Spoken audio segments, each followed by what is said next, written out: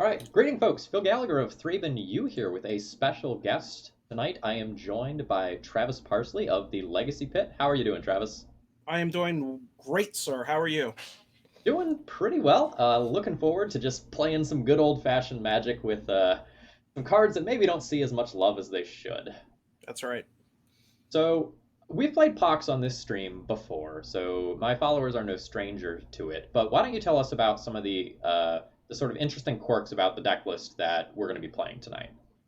Okay, so one of the things that you'll notice top left-hand corner there is Castle Lochthwain, and one of the things that Pox has a problem with is card draw. So this is an attempt to give us something that we desperately need, and I'll just go on down the line there. What else do we have there for lands? Maze of Ith is just a classic time buying card. I've cut the Mistress Factory down to 2. I have other win cons that we'll get to later. You'll notice there are a lot of basic lands, so that kind of hedges us against Wasteland. I cut down on the Urborgs to compensate for the increase in basic lands also. Wastelands is back up to a 4 of, I think. I'm seeing a little bit more lands and depths, cards like that. Chrome Mox, I have had a lot of fun with. I've had a lot of success with it. It will allow you to Hem the Torok on turn 1. It allows you to play around days if you're playing something on turn 1. It allows you to cast a Planeswalker on turn 2 instead of turn 3, which is very big for this deck. We need all the speed that we can get. It's another card that you can discard to Liliana or Smallpox if you don't need it late game. It It, will help you yeah. if you're getting wastelanded. Yep, go ahead. And it also turns your late game discard spells into fuel for it, right? Like once your Yes, opponent is hellbent, Thoughtseize doesn't do anything, throwing it under a Chrome box or discarding it to Liliana of the Veil is much more attractive. that's right. That's right. Good old Dark Ritual 4 of. Uh, Innocent Blood, I've cut that down to 3. Thoughtseize, I've cut down to 3, unfortunately, just because like we mentioned, Veil of Summer is the thing, and I didn't want to have as much direct targeting as the deck is accustomed to, or it would rather have. But we're trying to make some adjustments there for that. Liliana's Triumph is good for any kind of 2020s. It's good for non-targeting. Again, that's going to be a common theme tonight, non-targeting. Waste Not is an interesting, spicy addition. Bring that up there. So, again, that helps you with card draw. It gives you a little extra mana. It's another win con. It can give you some zombies to play under Ensnaring Bridge as they're just 2/2s. And we have 1, 2, 3, 4, 5, 6, 7, 8, 9, 10, 11, 12, 13. 13 discard type of effects. So I think that Waste Not's going to see a little value tonight. So to the slaughter. To the slaughter, again, that delirium part was in my mind when I drafted this deck up. You can see I have so many different card types. I have artifacts, enchantments, planeswalker, instant, sorcery, lands, etc. So we should be able to get value out of that. That is a main board answer for Oko, for Teferi, those nasty Jace the Mind Sculptor cards that us Pox players hate. We have Toxic Deluge. That's a big old board wipe that we need. And your classic Planeswalkers. Ashiok is a new sinkhole. And I cannot tell you how many games I've won with Ashiok because you're not winning a match against Miracles with Pox with just direct damage. You're going to beat Miracles in decks like that with Ashiok through milling them out to 0 cards left in their library. It shuts off searching. And like I said, it's a sinkhole. I mean, they can't use their land. So it's a great resource denial card. Crucible of Worlds is going to help out with the lands that we will lose through smallpox or getting wastelanded. And you'll notice that this is a lower land count. It's down to 22 instead of 25, 26. That is also a reason that is the Crucible is in the deck. And we also have the Chromox to help out with that land count being so low. In the sideboard, as you know, for us Pox players, Elder Spell, it's a favorite of mine just because we have a huge issue with Planeswalkers. We just have a very hard time beating them. So there's a lot of Karn going on Moto right now. There's a lot of Oko. There's a lot of Teferi. And I think that's going to be our biggest problem today, but we'll see. I Myron, agree. yeah, Oko has really been a problematic card for decks that are fighting fair. And so decks like Red Prison and Death and Taxes, you often see them overloading on answers to that specific card just because it punches so much of a hole in the strategy. Mm-hmm. Mm-hmm. Mire in Misery, that's actually an answer for enchantments. So if we get back to basics or we get Blood Moon or some other crazy enchantment, as long as we've cleared their board of creatures, That is a interesting newer card that Pox has access to. And we go Sylvan up. Library is another real big one that it Yes, answers. yes. And actually, Sylvan Library is probably going to be a bigger problem compared to those other two enchantments that I listed. Cling to Dust and Surgical Extraction. I've divided up the classic graveyard hate of 4 cards. And the reason I did that is to give us a little bit more flexibility for combo. So we have the Surgical Extraction to handle combo cards and some graveyard hate. But that Cling to Dust, if you look at that card is nuts because you can get Oros with that card. You can gain life on that card. You can draw a card with that card. You can escape it and do it again. So I think we're going to find some value in that card tonight if we get to cast it.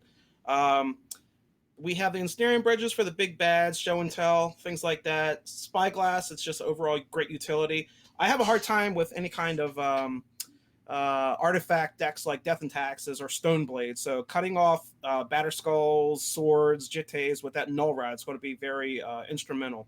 So that's the way I designed the deck, and let's let a pro play it instead of me for once. All right, looking forward to this, Travis. The deck construction makes a lot of sense to me. Ox may or may not be the most well-positioned deck, but I really like showcasing decks like this on stream from time to time because they're a lot of fun.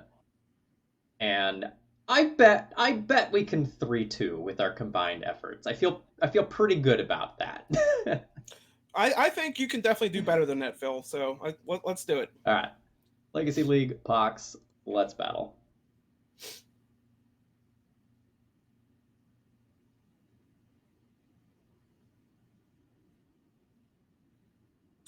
We had someone in chat giving you some heck for not liking Bitter Blossom and including it in the list.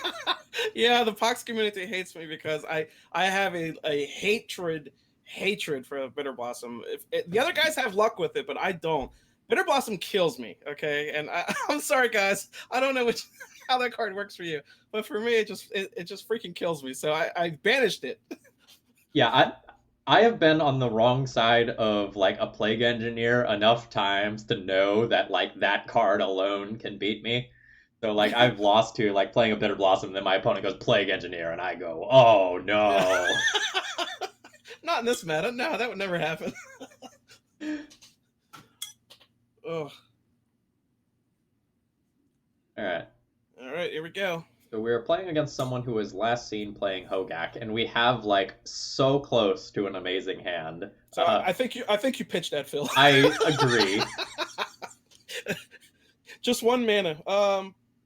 I like it. Yeah. I'd keep that. If our opponent is on Hogaak and we go turn 1 graveyard hate card, that's totally respectable. And then we get to protect it with Innocent Blood followed by a Wasteland. This is solid. Yep, I like it.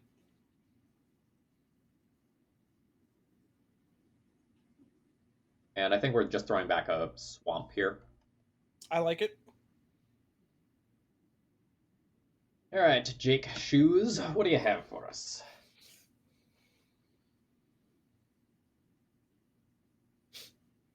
This is not looking like Hogaak. But it is looking like a deck that Ashiok will be good against. Like, basically no matter what. Agreed. If they have counter magic, I guarantee you, if you jam that turn 1, they will counter it.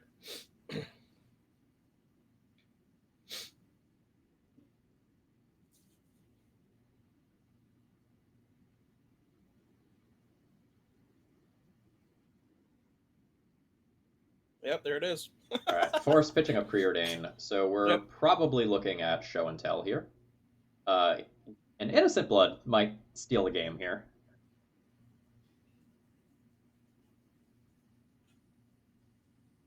Yep, not too much to do here. We'll play the land that might get to punch our opponent in the face at some point in this game. I like it.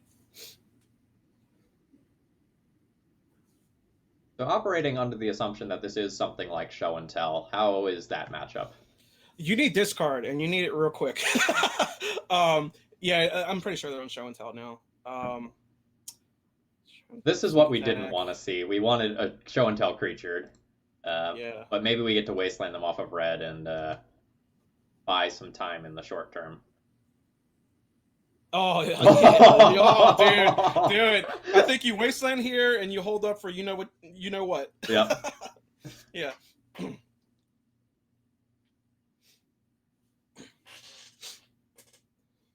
it kind of telegraphs that we have something, and it sucks, but like we can't expect to win this game off of like anemic 2 mana beats. We're gonna need something a little bit more here. Hmm. So hopefully this is Emrakul that they put in. That's kind of the dream. It's scarier if they put in Grizzlebrand. Yeah, here it comes. Let's see. Oh, Yeah, and this one doesn't even target. It's just each opponent sacrifices a creature. Got him! oh, got him. All right. Feels so good. Wasteland would be hot. Yeah. No. I don't know, castle and draw a card. I think maybe. I don't know. So, like, we can Castle Dark Ritual, draw a card, but then we don't really get anything that we can play, right? Yeah, I mean, I wouldn't do it on your turn. I would do it at the end of their turn. Like throw castle out there and just hold ritual up. I guess. What do you think? So they have 1 card. I kind of just want to bring the beats. Do it. Like, Yeah, because they tapped that ancient tomb. They'll yeah. get 10. Yeah, so yeah. It's like this is not a feel good position. But I think we're relying on them bricking and not finding a creature, or us getting to wasteland them off of red, like one of those 2 things happening. Uh-huh. Like every cantrip is just terrifying. Yeah. There we go. Get him. Okay. I don't think any show and tell player assumes that they're going to get Liliana's Triumph on turn 3 when they go off, right? No. No. There's hope for us. And now this is a turn where at their end step we can Dark Ritual and draw a card, I think. Yeah, I would. I really would. And I hope we get some discard. We need discard here. You'll take 3, but who cares? There you go. That's pretty good. Get him discard. Yep. Huh. Hmm. What are you thinking? That's tough. Um. That's really okay. So this turn cycle is really tough because we can continue to pressure life and hold up Liliana's Triumph, or we could play one of these Planeswalkers. I don't think Lily of the Veil does a ton right now. Not right now. Yeah. Like I feel like you just go, you 2/2 hit them and just hold back the Triumph. I think so as well. It's really weird because like this is obviously a great card in the matchup, Yeah. but I think we're on the hope they can't go off with protection plan, Right. and hope we can survive 4 more turns. I mean, if you get one more land next turn, then you're golden.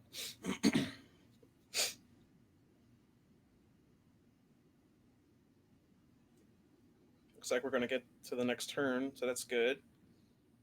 Oh, another good one. That Urborg's going to come in handy too. Don't forget. Yeah. Yep. So now do we want to play? How do we play this turn? Do we like? I think you play Liliana and you make them discard and you hold that Liliana's Triumph and then you start attacking after. But you might want to attack first. I don't know. What are you thinking? Yeah, I think I'm good with casting the Liliana.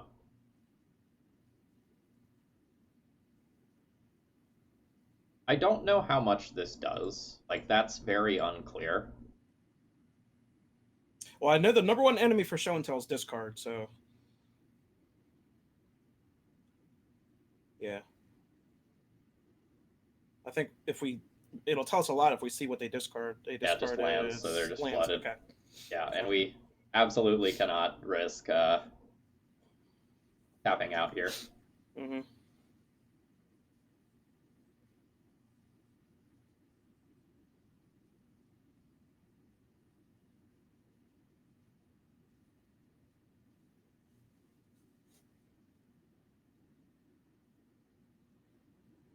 Bottom, bottom. That's what we like to see. There you go.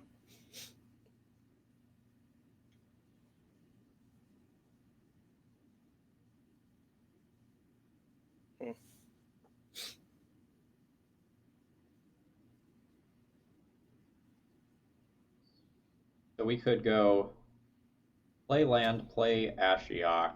That cuts off fetch-based lines attack and hold up just Maze of Ith, which is awkward if they get Emrakul, though.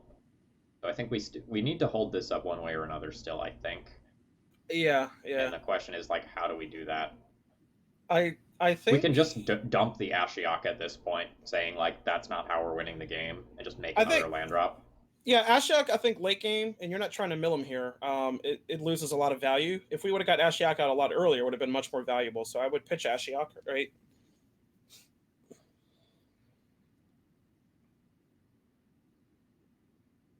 And bring the beats in. Yep.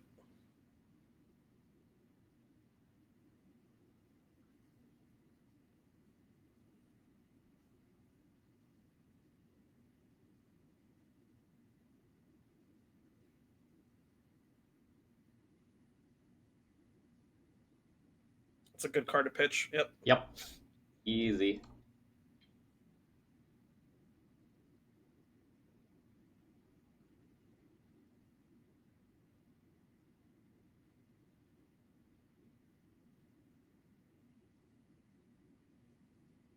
A little weird here, but I don't think we want to draw cards with the castle. Because, like, we lose 2, and that puts us to dead to an Emrakul attack if something somehow goes wrong. Okay. Right? You're right. Yep.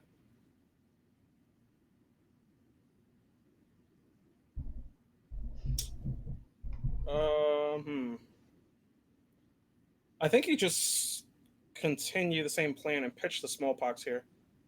I think. So we can also ultimate and split, like, sneak attack versus lands. All right, let's try it.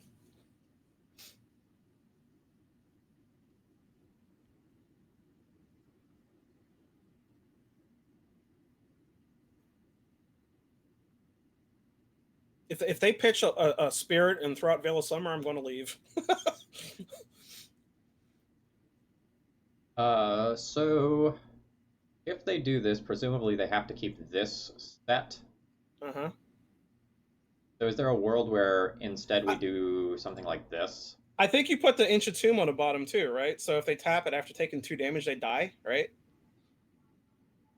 I don't know. Sure.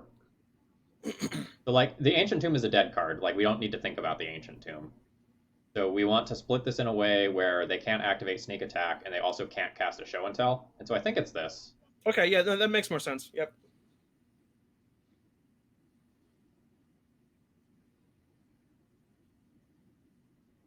Okay, yeah, so they've kept lands. So we will go attack them. Just make sure we get that in.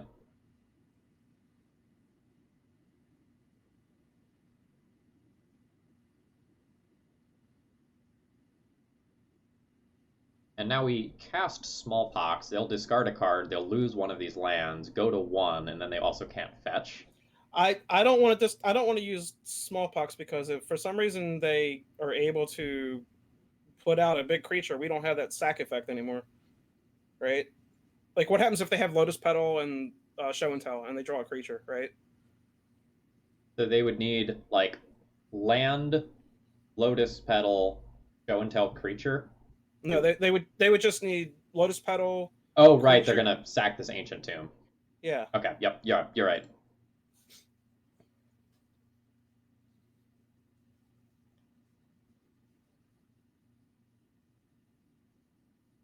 Good catch. Yeah, good. Got him. All right. Feels good. Game 1 is,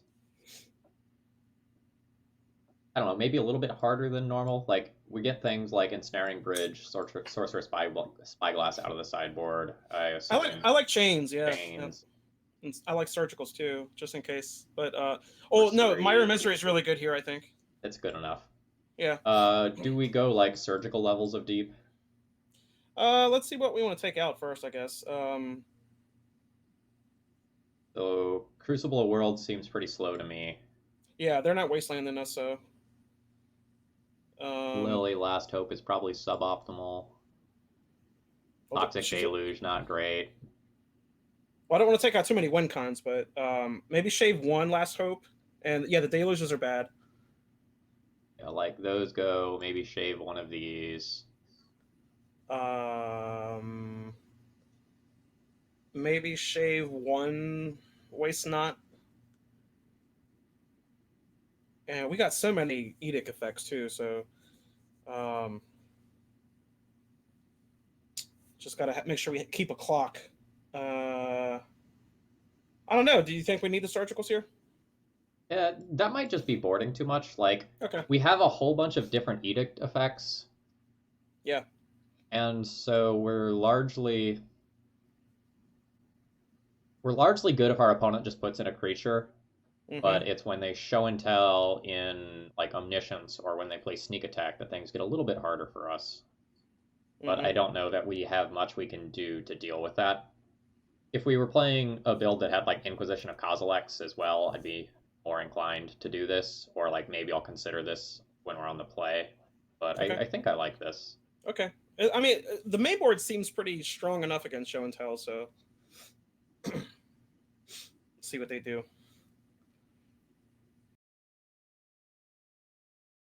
Yep.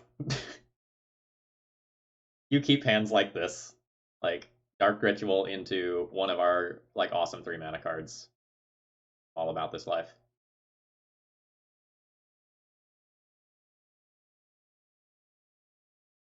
Oop.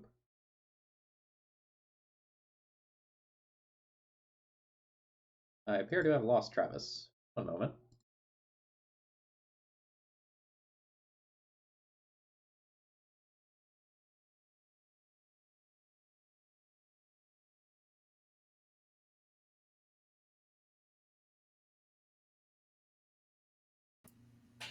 Hi, Travis. Are you there?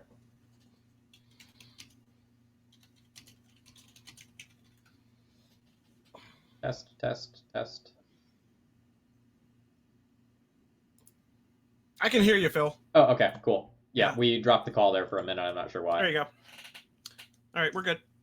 Okay, yeah. Anyway, so I was saying hands I like can't this see look your. great. Oh Okay, I yeah, I need to. can't see your screen though.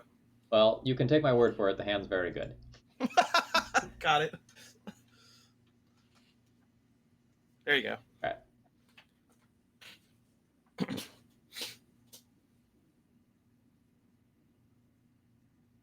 Land, Dark Ritual, and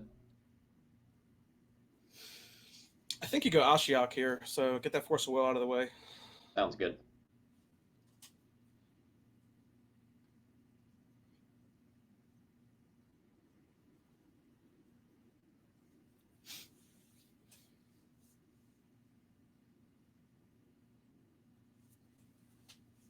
Interesting. So they're gonna brainstorm, and then I'm gonna clear their bad cards off brainstorm with Ashiok. Hopefully, that's the plan.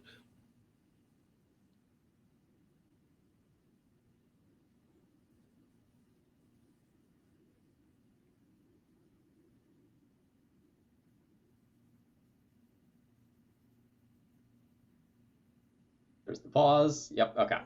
Yep. All good.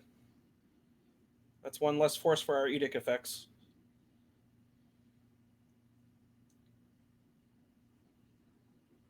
All right. Cool. Now we have something to put in off a show and tell. Yeah. And we got disruption now.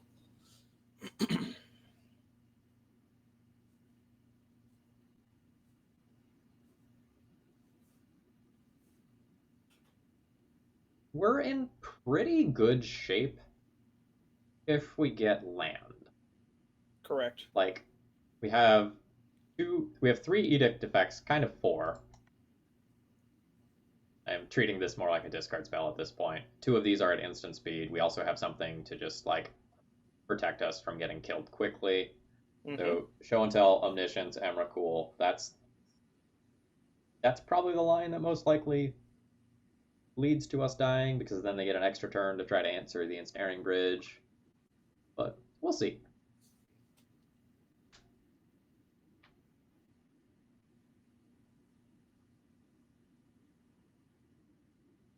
Mm.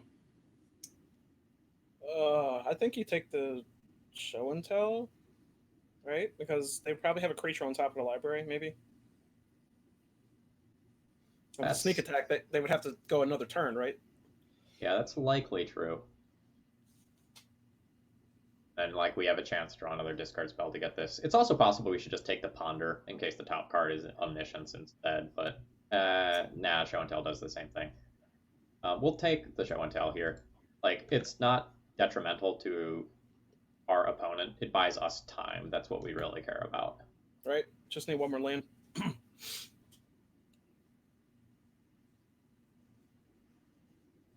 I guess a Release the Ants based kill also would be pretty bad. Oh, I've seen that all week on Moto. I hate it. It is a slow death. Yeah.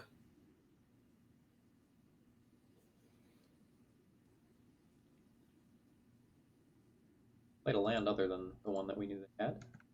So that's cool. Land. It's not a land.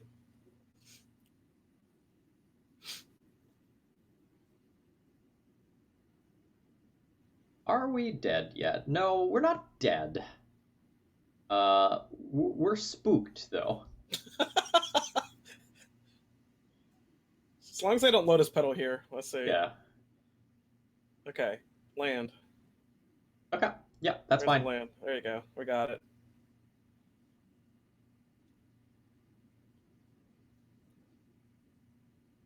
So now, not Grizzlebrand, please. Just like Emrakul. So in response to the draw 7, I'll try to Edict to this. And probably not good enough. They probably just draw 7 again, find a counterspell. Oh, no, they might just have another creature here. Maybe. Ooh. Short term, okay. Long term, they just drew 7, so... It's doing show and tell things. Sure. Yes. No whammy. Uh-oh.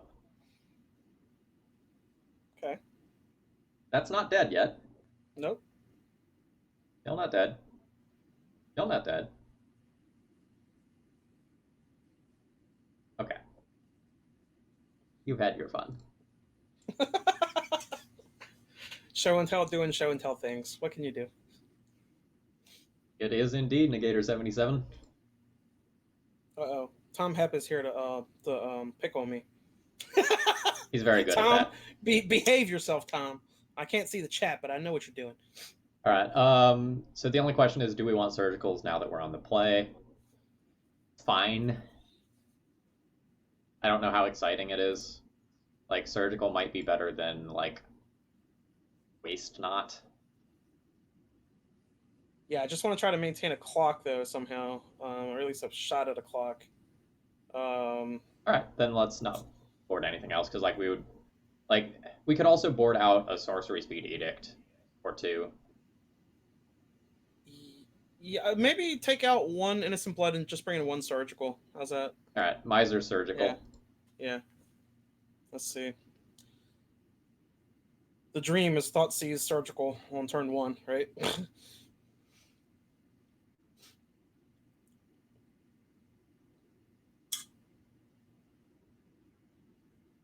We're gonna pitch that one.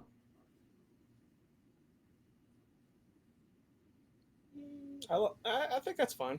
It's yeah. a little slow, but yeah.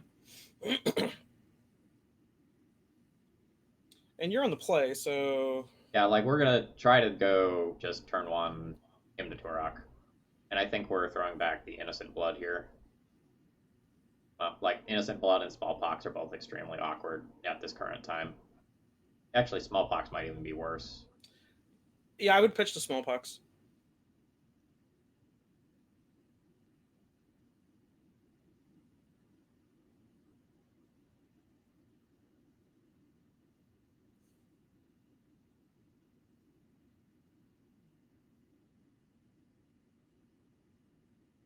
All right, I mean, we got our cards either way. Yeah, that's the way I think of it. If they force a will or Hymn to Turok, you still get 2 cards out of their hand, so...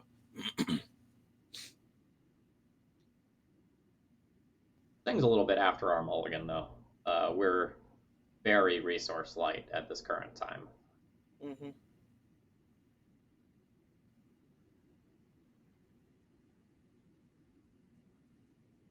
No, regarding show and tell versus sneak attack, last game, neither one of those things is like strictly better than the other. They play around different things.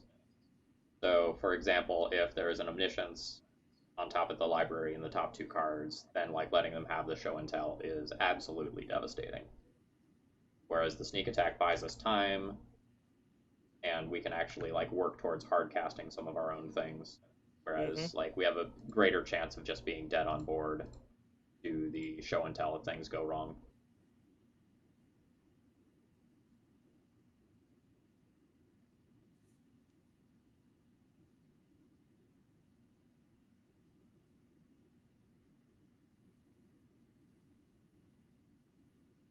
Mm. We have to keep clocking the opponent here. Like we have to keep hitting. Um, there's some weird lines that kill us this turn that involve like soul land plus lotus petal plus sneak attack plus a creature. But I don't think we have the luxury to play around those.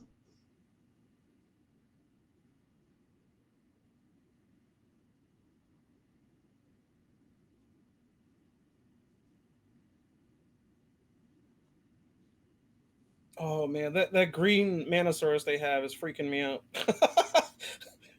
We'll be I mean, fine. they got that nasty Veil of Summer card. I can feel it.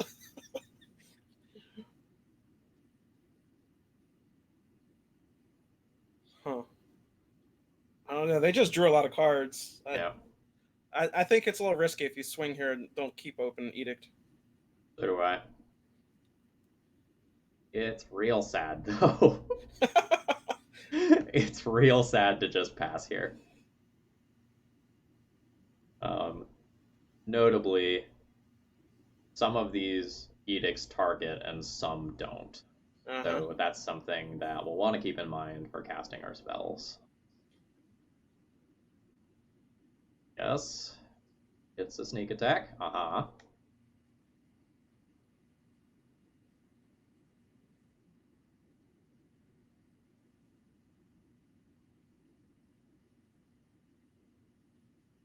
Hmm. All Okay. right. So the awkward standoff. If we Uh, get discard here, we're in good shape. I think discard, discard, discard. Not quite the discard we were looking for. A land would have been great, so we can double Liliana's Triumph. Yes, or swing and have one triumph. But Yep. yeah, I think unfortunately just pass again. I think. Overthink. I generally assume that my opponents will have 2 to 3 copies of Omniscience in their 75 somewhere. It used to be that like playing Omniscience was like a tactical choice and you did it in certain metagames, but now it's just pretty stock. Yup.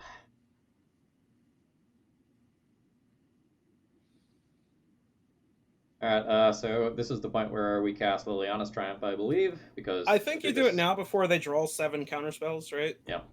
Yeah. Um. Yeah.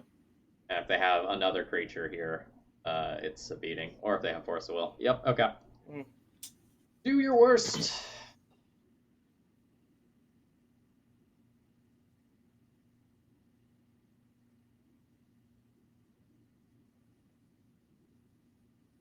All right, that is what it is. We didn't have all that many interesting play decisions this game. We had attack or don't attack, and that was about the tail end of things there. Yeah.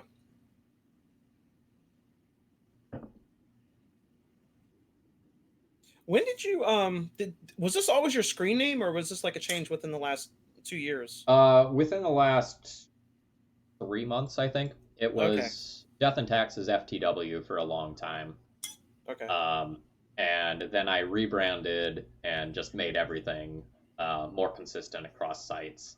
There's like Death and Taxes FTW on Reddit, Medea Magica on Magic Online, uh, like a handful of other things here and there, and I just tried to make everything more standardized.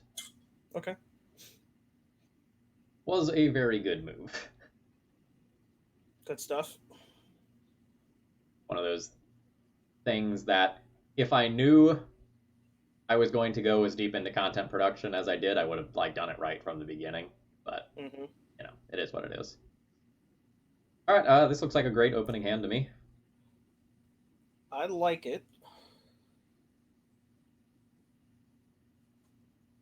We probably don't like smallpox on one or anything. Like we're probably honestly going to end up putting the smallpox under Chrome Mox depending on what our opponent does. Yeah, I mean, I like turn one, waste not, and then hopefully draw a discard after that. But that's the perfect world. Let's see what happens.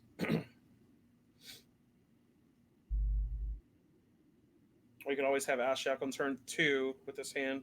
Yeah, that's kind of where I want to be headed. Okay, not bad. Yeah, I think it's pitched the smallpox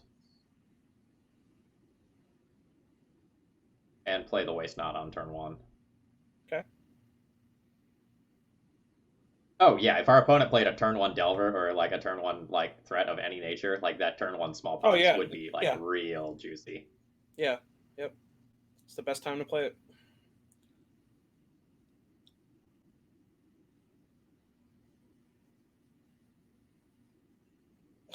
I'm gonna force a will. I'll waste not. Is it really that intimidating? What are we I'm doing? happy to see Underground Sea. We're not dead to just like a combo turn. Um, Wasteland looks pretty good next turn. Yeah.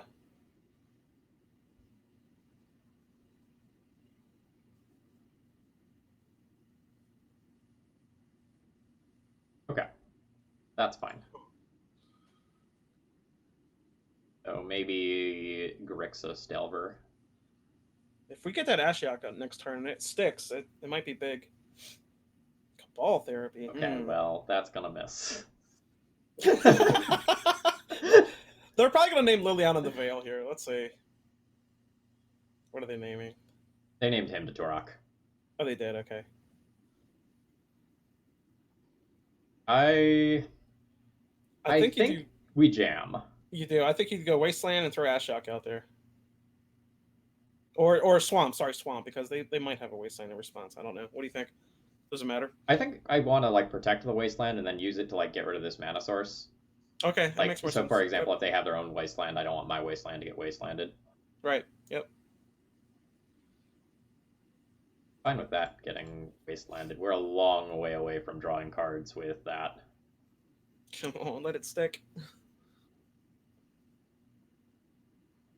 Yes, feels good. We also get a lot of information by exiling stuff here. Yes. What do we got Thassa's here? Oracle. So we are looking Oh, at is Doomsday. this? Oh God. Okay. I quit. You Um, conceded about 10 seconds too slowly, friend. yeah, we saw what we got. All right. Doomsday searches libraries, huh? Huh? Seems good.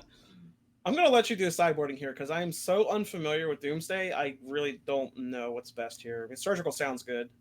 Baines is probably fine. They're gonna cantrip. Null Rod is maybe good enough. Like they're going to have artifact mana, but it's not central to their game plan. Like they have astrolabes. They're probably going to have lotus petals, maybe LEDs as well. That's probably enough. Now, This is probably our starting point. We can also sorcerer spyglass for some of the planeswalkers that they bring in for post sideboard games as well. wow, so Doomsday plays planeswalkers. Wow. Okay. Yeah, 3 mana Teferi is pretty common, but sometimes we'll see other ones as well. Now, are they doing any kind of goblin package or anything like that? So the deluges come out. They have Monastery Mentor Oh, post okay. I see. sideboard. Okay. So my thought is that some of our edicts are probably not going to be the best. So like maybe Cut Innocent Bloods as a starting point.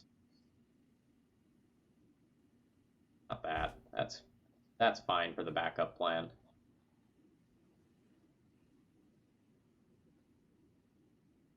Maybe what does this leave for removal in case they do play? We'll have Smallpox to the Slaughter, Deluge, Lily, Other Lily. This is probably okay. Okay. Have not played the Pox versus Doomsday matchup at all. I don't think I have either. I don't think. Hey, Arkin, welcome. So close. Yep. So close. Yes. This is fine. Yeah, it looks good. I will hit you in the face with some bricks, and I think To the Slaughter goes back. I agree. We just are doing some order of him to Toraking and Liliana-ing, and that should win.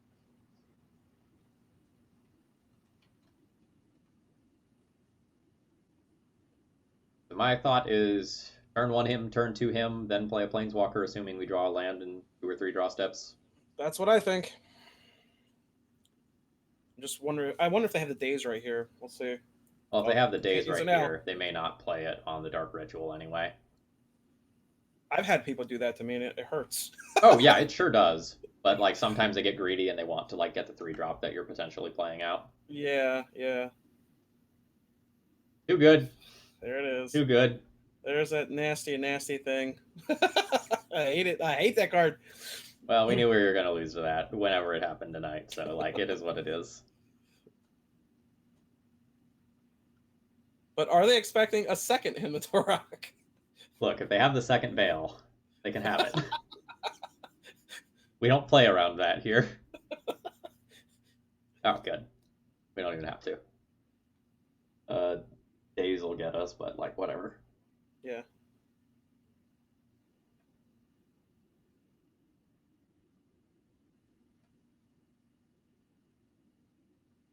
I'm also very happy with drawing another. Now we don't have to play Got 'em. Urborg and Oh, give I them got access to brainstorm off black. of it.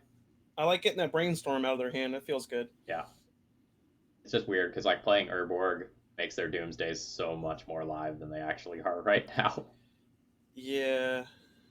Arkin, don't worry about the record. Don't worry about the record. Just stay for the entertainment. That's right. I think he. Oh, dude. Oh man, I don't know. That's weird. I honestly think that double discard is better than sticking the Planeswalker here. Is that blasphemy? Well, I mean, we got to get a clock eventually, right? So that's the only thing I'm concerned about. That's another thing with Pox. You have to have a clock somehow. Because like we Thoughtseize them, we hopefully don't get Veil of Summered, and then we Smallpox afterwards. Yeah, let's do it. Or do or do we even like Smallpox? Like, would they discard a Veil of Summer if they had a Veil of Summer? Oh no, I don't think they would. No Okay. way, because it's too live for turns after this.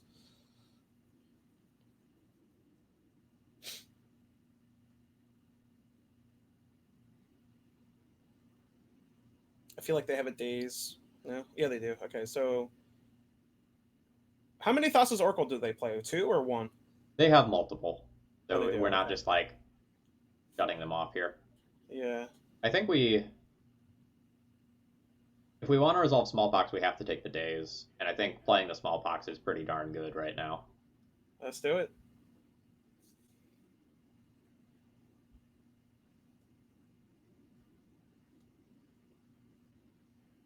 And now they can potentially like brainstorm lock themselves extremely badly here. We hope. Yes, the whole plan with this turn was to sack the Urborg so that we don't make it easier for them to cast their cards. So like now they can't cast a Baleful Strix, for example. Mm-hmm. And they don't have more than 1 black mana towards Doomsday.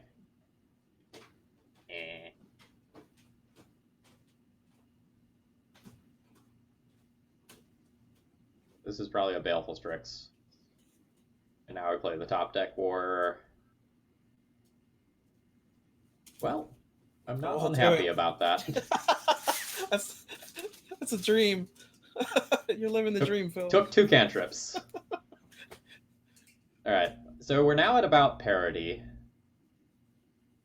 which I think is favorable to us, but it's a little hard to tell. Like, it really depends on whether or not we can resolve a clock. Um, really, a planeswalker is what we want here.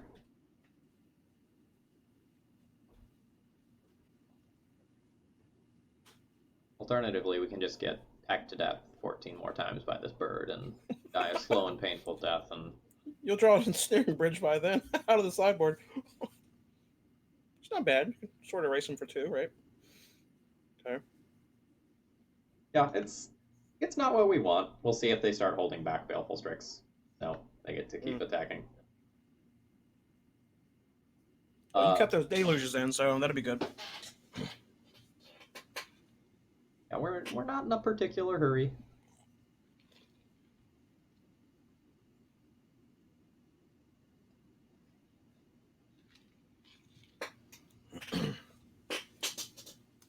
This is where I wish Pox had some sort of like Sensei's Divining Top that we could utilize to manipulate the top of the library, because this is another issue that we have, unfortunately.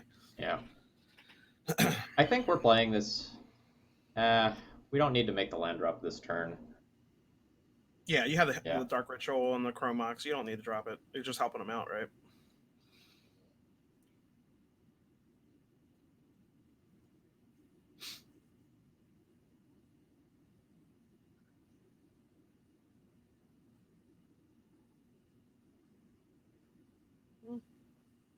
Awkward given my Chromox.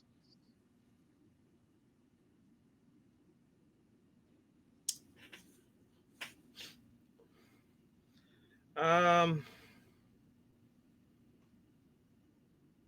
mean, how bad do they need that Astrolabe? Probably not that badly right now.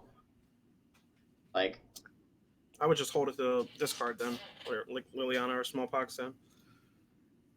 like we're much more in danger of just losing to. I should have attacked for 2. Oops. That was my bad. Yeah, we're more in danger to dying to Baleful Strix than anything else at this point.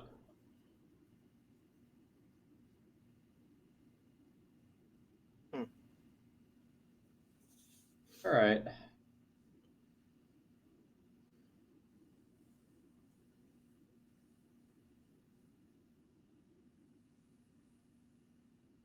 I don't want to even show that. Actually, if I think I'm probably going to lose this game. I don't know.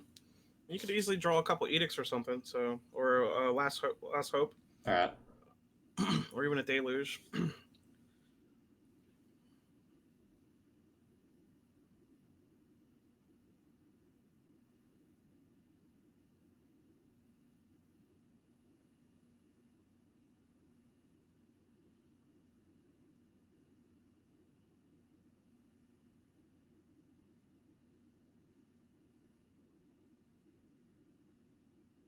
Doomsday, the deck that kills with Baleful Strix. Appears to be good enough right now. Like, it's not like we want to bring in like the edicts again against Baleful Strix. Like, that's not where you want to be. Last hope would be so good right here, dude. Come on, we need a last hope or something. Come on. All right, so there's the Doomsday. So what do they need besides this card to go off? So they need this card plus Thassa's Oracle, and then they'll do some number of things that help them to filter through. So it'll be things like Edge of Autumn, Ponders, Brainstorms, Street Wraiths. There's all sorts of ways you can predict to cycle through some of the cards faster. Okay.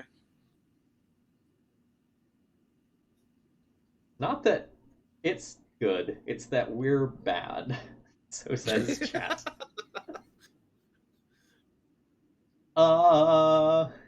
You know what you're here for, Captain QC. Oh yeah, Captain's here to pick on me is why he's here. That's why he's there. I know Captain. I'm watching you, Captain. Oh, I forgot to warn you, Phil. I have a legion of people that show up to my stream to just to belittle me and pick on me. So. Oh, that's totally reasonable. I get it. Yeah. All right, is this person gonna kill us or what? I'm ready to go to turn 3 to get our planeswalker out. They're probably not killing us on their current turn. They're probably killing us on their next turn. Okay. So on their next turn, it's pretty easy. We need to take a look at the things that they have here. Okay, so notably, it does not look like they have mentors as part of their sideboard plan. They What is have that red card there? Goblin Goblin Crater Crater Maker? Maker, yeah. Okay, huh. Sort of an interesting build. They're definitely less artifact heavy than I expected in post sideboard games. Like I see one Lotus Petal, one LED. Mm-hmm. So we'll probably not play Null Rod. Okay, well, There's another land. Nobody can criticize me and say I'm playing too few lands in this build.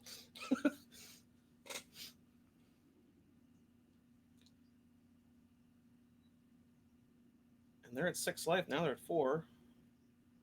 yeah, it looks like a real close game.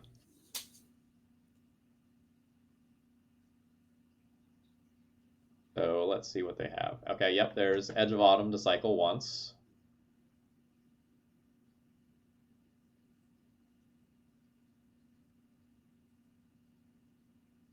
Is their fetch land live? Yes, they remembered to keep a land in their deck. That's good. So this will be Ponder. Ponder finds Thassa's Oracle, and then Thassa's Oracle will look at 4 cards and kill us. Yep. Okay.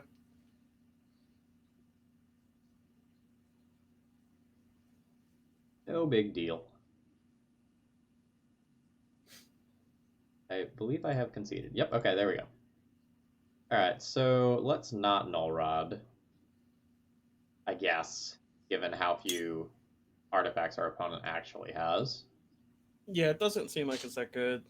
Not like the Edicts or Cling to Dusts or Ensnaring Bridges are really good either, though, unfortunately.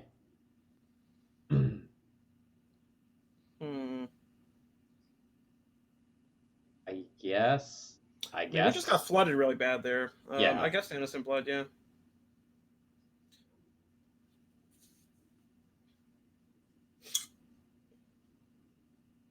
Yeah, we have a very targeted sideboard. Our sideboard is targeted for cards named Oko, graveyard stuff, and then just a few cards for any other situation. I like that hand. That looks good to me. What do you think? So this hand doesn't do anything, though, right? Like, we give them turn 1 and turn 2 to do... Yeah, this is weird. If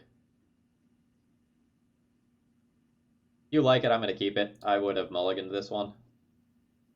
Like, I'm very fearful of not interacting early. But so you're looking to mulligan until you get to discard? Discard or like a turn 1 ritual and something else to go with it. But like maybe like Surgical does some weird things that I think are relevant. If I didn't have Surgical here, I don't think I would have liked it as much, but I feel like you have a little bit with Surgical. I think we just fire this off. Yeah, do it. Maybe they'll take their some of those artifacts out from the Null Rod. I don't know. What do you think? They were already pretty light.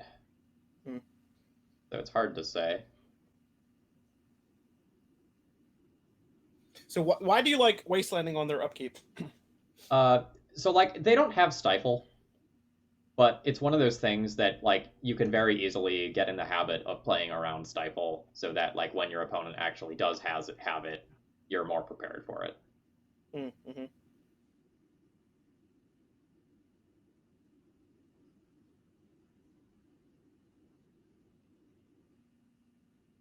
So our opponent doesn't exactly have mana at this current time, which means that one of these Lilies or Ashiok is going to be devastating. I'm very likely to just Surgical, like, literally whatever they discard to see if they have a Force of Will here. What do you think of that? Or do I just, like, play one thing as bait for Force?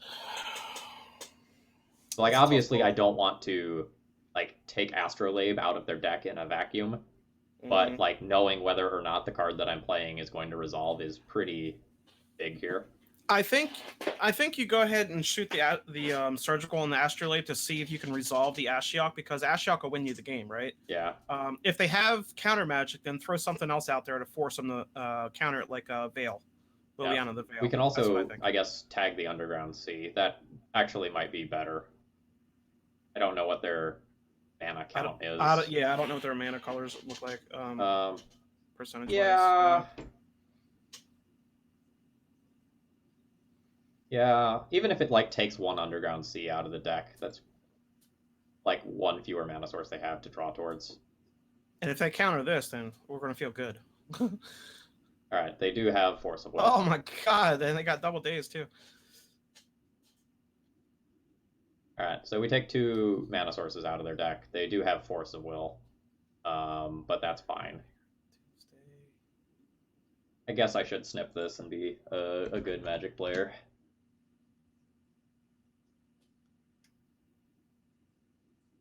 Whoop. Okay. So it seems like Lily of the Veil is the bait spell here then. I think so. And if they don't counter it, I'll be really surprised. I mean, they'll have to do. They have to throw a counter spell at it. Yeah. Right, We're so pitching that's days. Force and a daze down. That's totally fine.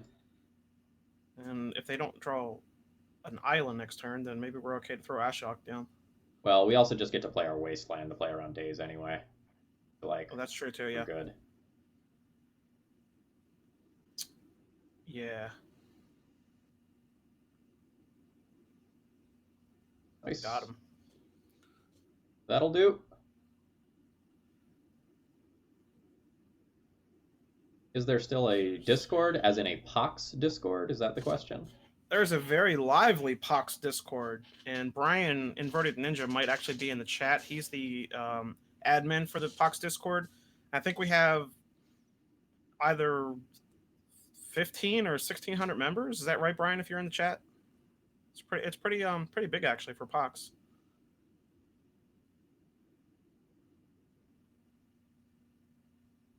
I think just playing the Planeswalker is better than Thoughtseize here. I do too. I mean, because you're protected somewhat with the Ashiok, right? Yeah.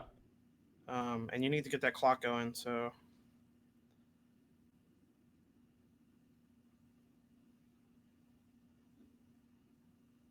Yeah.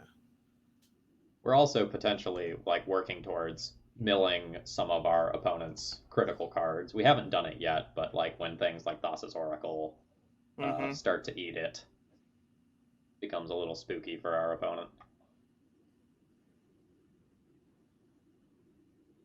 They have notably they have one Thassa's Oracle in for these post-sideboard games. So I think you Thoughtseize and swing for 2 and do your dirty work with the Planeswalkers. Sounds good to me.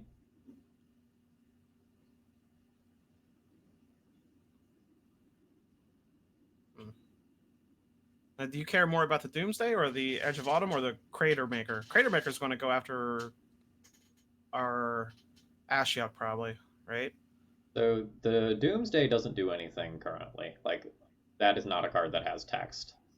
Okay. Right? Like, as long as we control the Ashiok. So all we need to do is protect the Ashiok. And there's 2 Goblin Crater Makers and 2 Baleful Strix in the 75.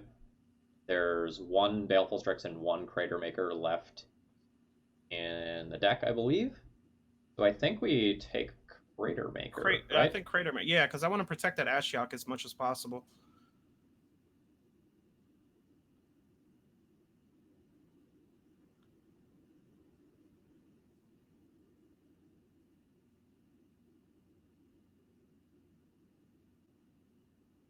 Yeah, I guess it's true that the Crater Maker can't technically hit Ashiok if I'm also plussing Lily.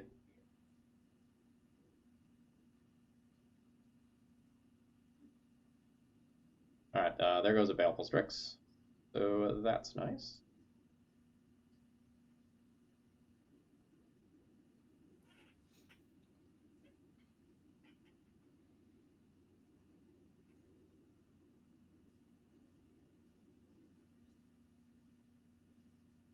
Alright, opponent has a stable mana source. draw a small pot. Let's get it. uh, Right, this is not the Lily that nope. we were hoping to draw, but that's okay.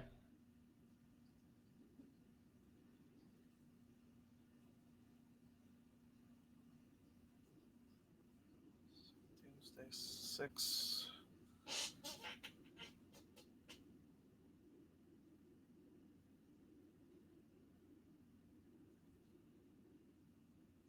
Pretty straightforward turns here at this point. Mm-hmm. I think as long as we don't do something stupid, we've probably got this one locked up at this stage. I hope so. Let's see. Unless they get another Crater Maker and they're able to get rid of Ashiok and then draw their combo pieces. That's the only thing I'm scared of. I don't know. I think at this point between like 2 Lilianas, Toxic Deluge, Maze of Ith, like we hopefully should have that sort of stuff covered.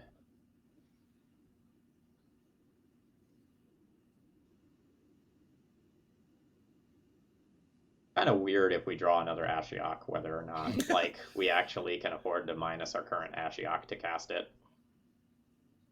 I don't think you minus Ashiok with another one on a stack. I think you leave it there.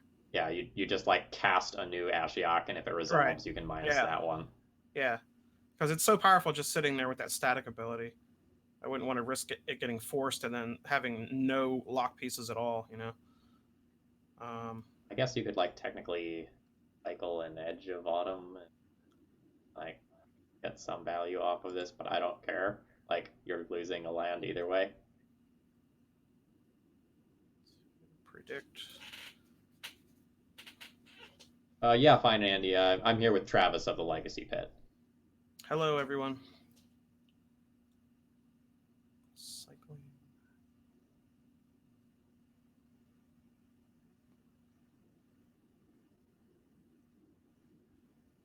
So we don't care about like the Ashiok itself. We care about the static ability here. So we're talking about not activating Ashiok so that my opponent can't search. Mm-hmm. That's the thing that we care about right now. Yep.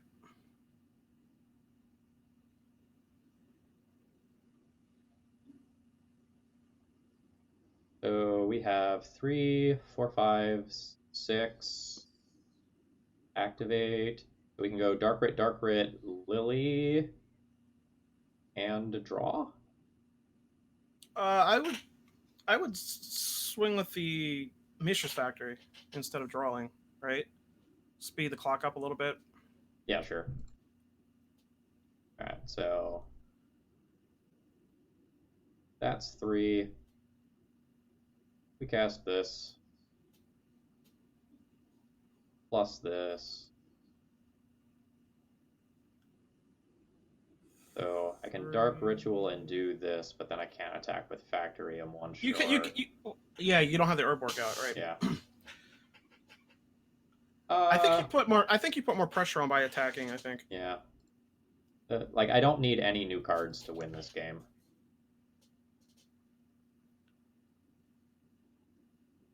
I think the zombies should do that in short order.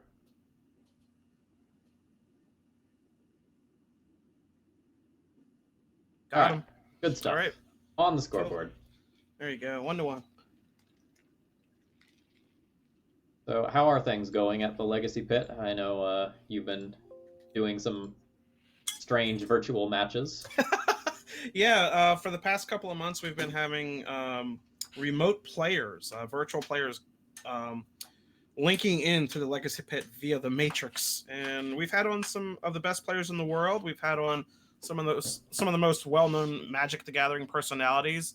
We've made a lot of new friends. It's been really fun. We are going to go back to our normal format of face-to-face Magic this Saturday. So if you guys are up for getting your matchup request in, we will go back to that format this Saturday, and we're going to mulligan this hand. It's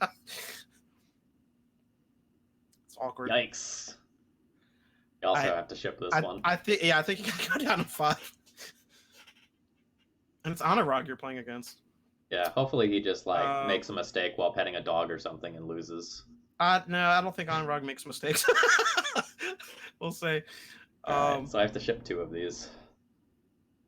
I think you get rid of the Crucible, I think it's these two. and I don't know. I'd keep that Planeswalker removal. I feel like you get rid of the Wasteland and the Crucible. I don't know. I think I want the potential of curving out him into Lily. Okay. All right.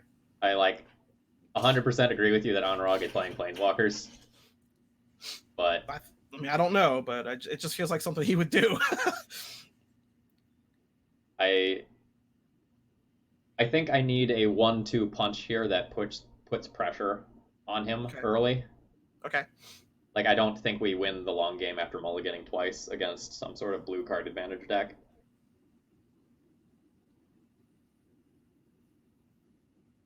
He's trying Zoo today. He told me. I He's not see. playing. Yeah. Anurag, known Lightning Helix mage, of course. Yes.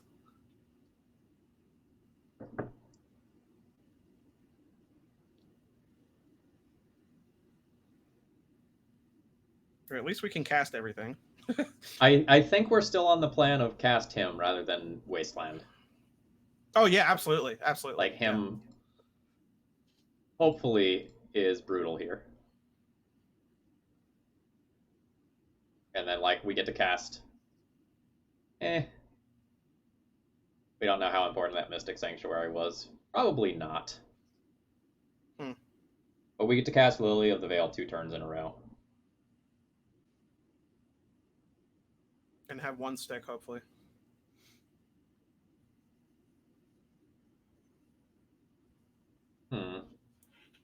Well, if we resolve this, we don't care too much about that. But, you know, big if here. Yeah, I mean, what are the 3 CMCs? It's going to be Planeswalker or Council's Judgment, right? All right. Force of Negation. That too. That is brutal.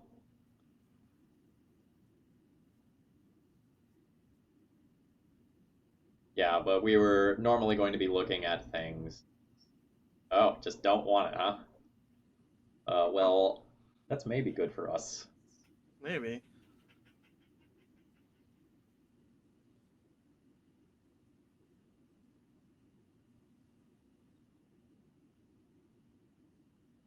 Still bobbles.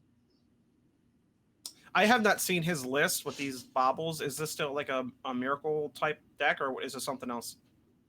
That might be in there for something like Monastery Mentor triggers. Okay. Okay. Would be my guess. Like it's also just pretty good with predict. Okay. Well, we didn't come here to not jam. Play the maze first, right? Just in case he has like days or something. Oh yeah, I guess that is a relevant Yeah. card here because of the Urborg. Yeah. Yeah, I guess that also means I can Wasteland. Yeah. So that means that. Yeah.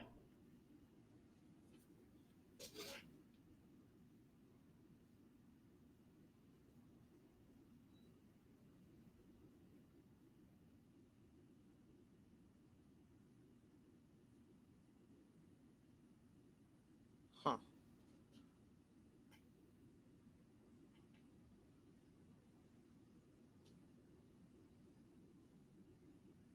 Well, we knew he had that, so okay. Yep.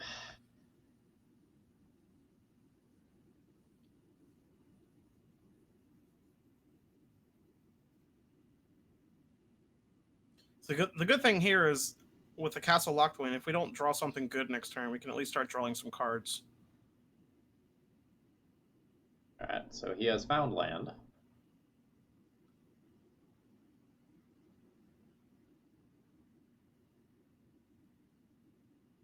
There's 3 to activate. I couldn't play a land afterwards. Yeah. That's fine. We'll just draw at Anurag's end step. Yeah.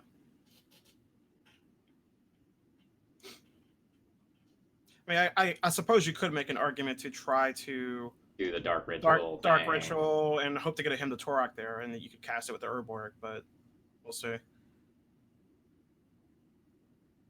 So we actually didn't know that Anurag had the second Force of Negation, right? Because he predicted away the first one. Oh, he did. Okay. Okay.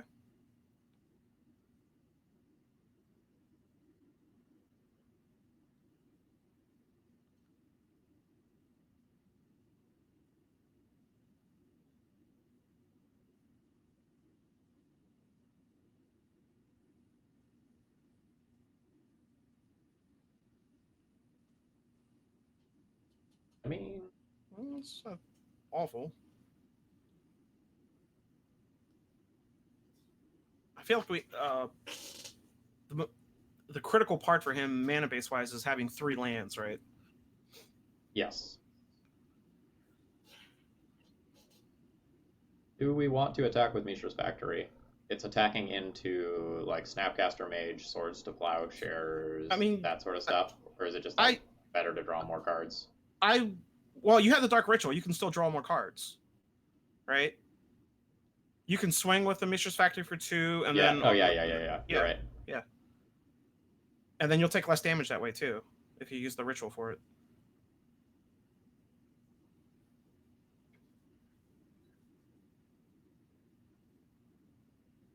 It's fine. Yep. We'll accept this trade.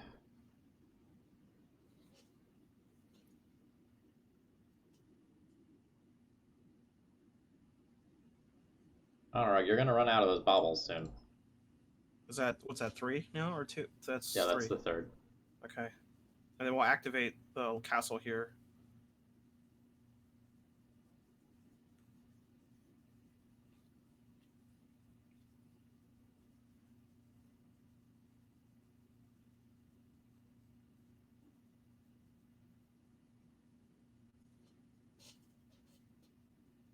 Think about something. Seems like he's hurting for that 3rd land. So his wastelands are pretty helpful so far.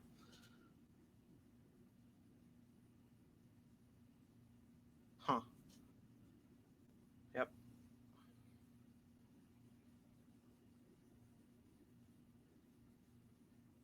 A Spell Pierce, sure. Better that than something else. So now we know that that's he has. A good one. Oh, that's a good one against any kind of like blue-white. Yeah, but now we know that he just drew the Spell Pierce that's on top of his library, so we can't cast it this turn. So we need 2 more, right? Yeah, or him to tap the blue.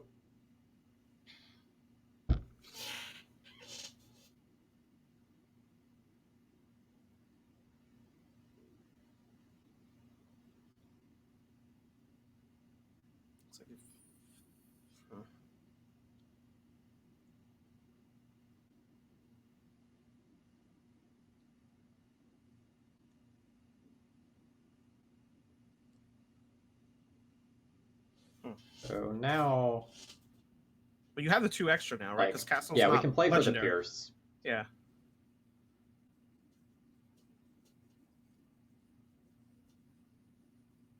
Hopefully it sticks.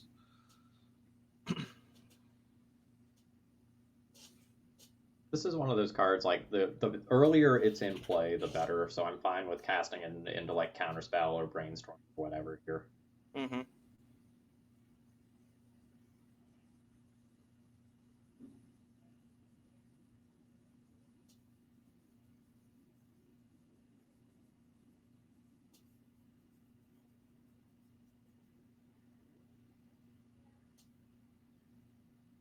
So this is going to be kind of a long one. So you seen any cards from the upcoming core set that have tickled your fancy yet?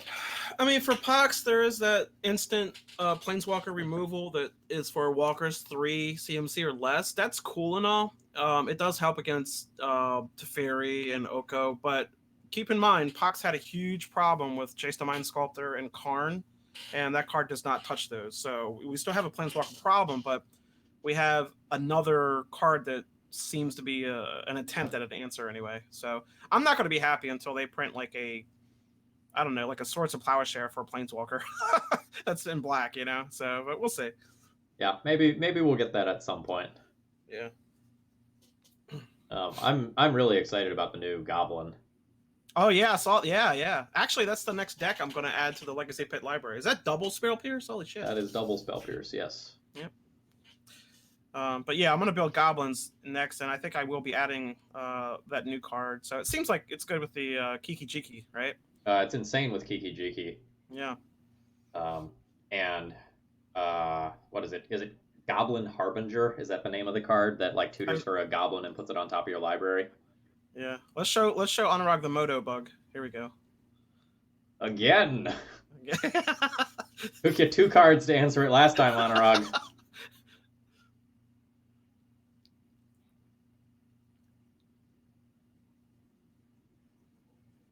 Come on, Ash. Hit the board. Damn it. Entreat the Angels.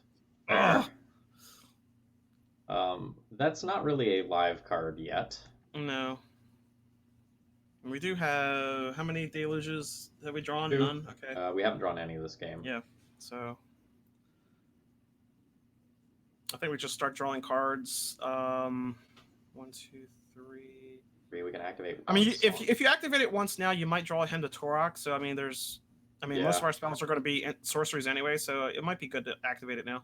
So real talk, though, there's also a world where we just cast this Innocent Blood and have it do nothing. To not take any damage? I don't think it's worth it. To not take additional damage? Okay. No, I don't think it's worth it because I don't know. Let's see. I haven't seen green. I don't know if he's playing snakes in this build or what, but let's just say he has a mentor out and nothing to protect it with. We have something. Already played away. Yeah. Yeah. No, I don't think the Masticore card is particularly legacy playable. Like protection from planeswalkers is cool and all, but it's not like I'm willing to discard a card cool.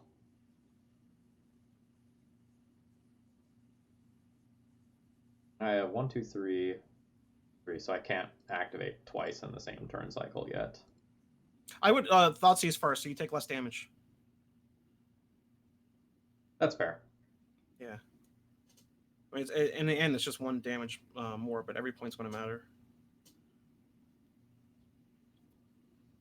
I was thinking about saving that for a turn where we were going to play a 3-drop to lead on it there, but I totally get the argument of protecting my own life total here.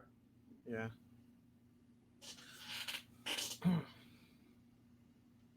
Well, you think about it, that Castle Lockdwayne is pushed you through, 3 turns of dead draws with lands, right? Yeah, it's definitely working out. Hey, Nathan, welcome. Congrats on the 5-0, by the way. List looks super sweet. I look forward to playing it.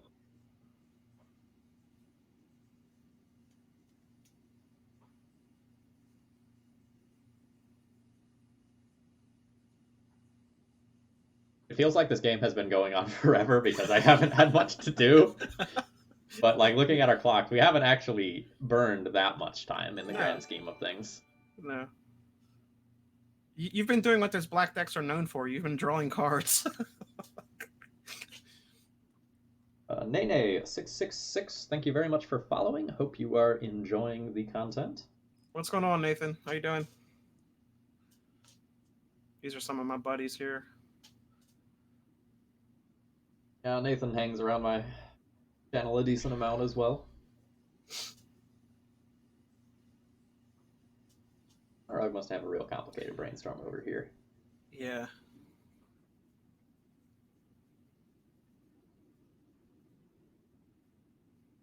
I don't know if you saw Nathan's latest list on Twitter, but it's pretty sweet. It's a Crystalline Giant version of sort of like a red Eldrazi, red Prison deck. It's pretty hot. I love Chandra Awakened Inferno. I think I did see someone post this on Twitter maybe yesterday, maybe? Does that sound right? It looks familiar. Oh, we have 2 different Nathans. I see.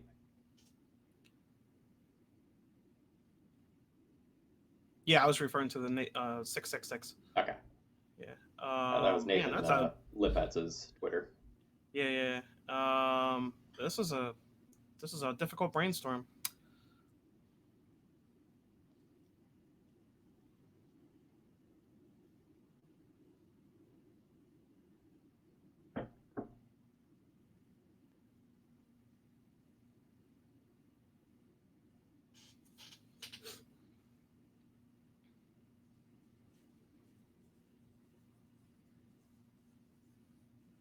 All right, no reveal.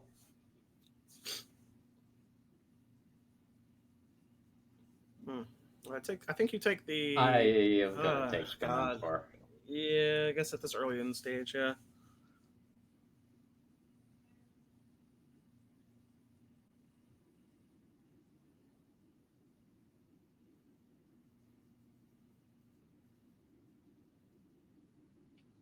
We could live the dream if we get another Thoughtseize. Innocent Blood. Yeah, I But that's guess okay though, because I if he guess does we're keeping them. entreat, yeah. It's weird. End of turn entreat might beat us, but like his draw step entreat isn't going to be that good. So we can handle 3 angels next turn, right? One with the maze, 2 innocent bloods. Let's see how many he puts out there. Jeez. Oh, that's why you need that to the slaughter. Let's see if we can get it back. We have 3 in the board, so let's see. This is usually the card that seals the deal for Pox, so we gotta take care of this at all costs if possible. And keep that castle open too. If he starts fate sealing you, you can reset your library. It's another trick I learned. So presumably there's now an entreat the angels on top of the deck. Mm-hmm. Don't know whether it's going to be 1 or 2 down, but that's the safe assumption. We probably are going to cast the smallpox this turn. There's worlds where we don't, but like blowing up a land seems really good. Huh. Like it makes it so that they can only get 1 angel instead. I don't know. It's weird in the face of Jace. I feel like you don't cast it now because you'll be removing one of your own removal spells with it, and then next turn you just cast both Innocent Bloods. You cast a Smallpox. I don't know. What do you think? So the problem is that if I just pass the turn, and the entreat is 2 down, right? He just spends another turn like brainstorming and like making land drops and stuff like that, and then not doing anything is relatively bad. Okay. I don't know. It's weird. I'm gonna cast Let's a see smallpox. All YOLO. right, let's do it.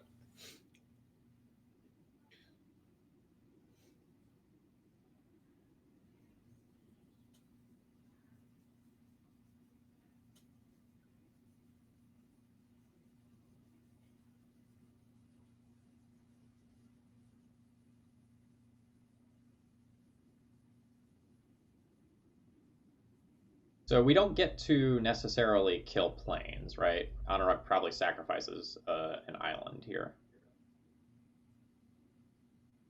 Yeah, I would think he would. Yeah.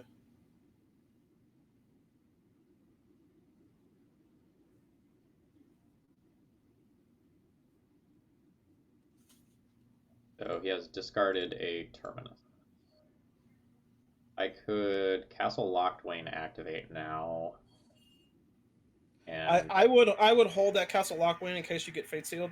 yeah, that's fine. Yeah, and then if he does Fate Seal you and he sticks it back on the top, I would just activate in response. Or he messes with us and puts the best card in the world on top of the library, knowing that we will activate Castle Lockwind.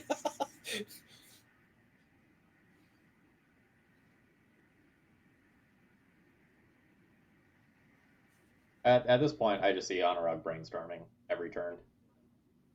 Like, he has drawn the Entreat the Angels. It's in his hand. He can, like,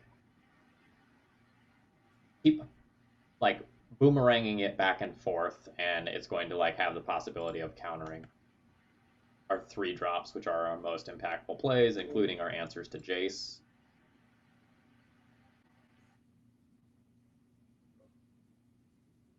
It's not bad.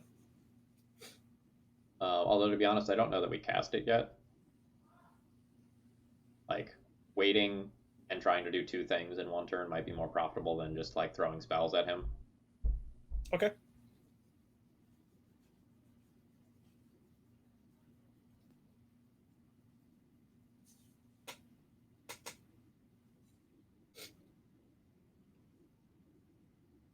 No, Nathan, unfortunately, it doesn't work that way. Otherwise, you'd just be, like, buying a spot on the stream for $12. That doesn't feel right. But, like, super excited to be playing the deck list.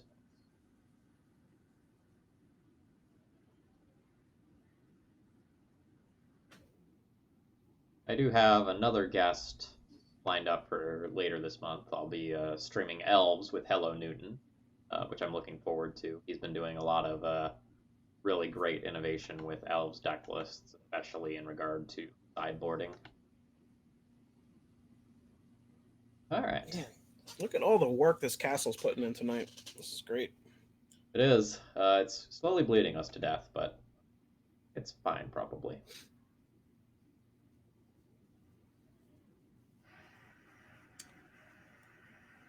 I'm going to cast some spells. I don't know that they're going to resolve, but we'll try to get some stuff out of my hand. Yeah.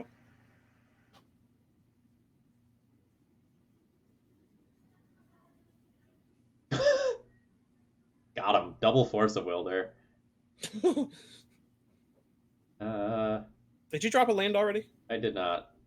Okay. I think I will be dropping a land just to get like a card out of my hand. Yeah, I don't know why you'd hold it.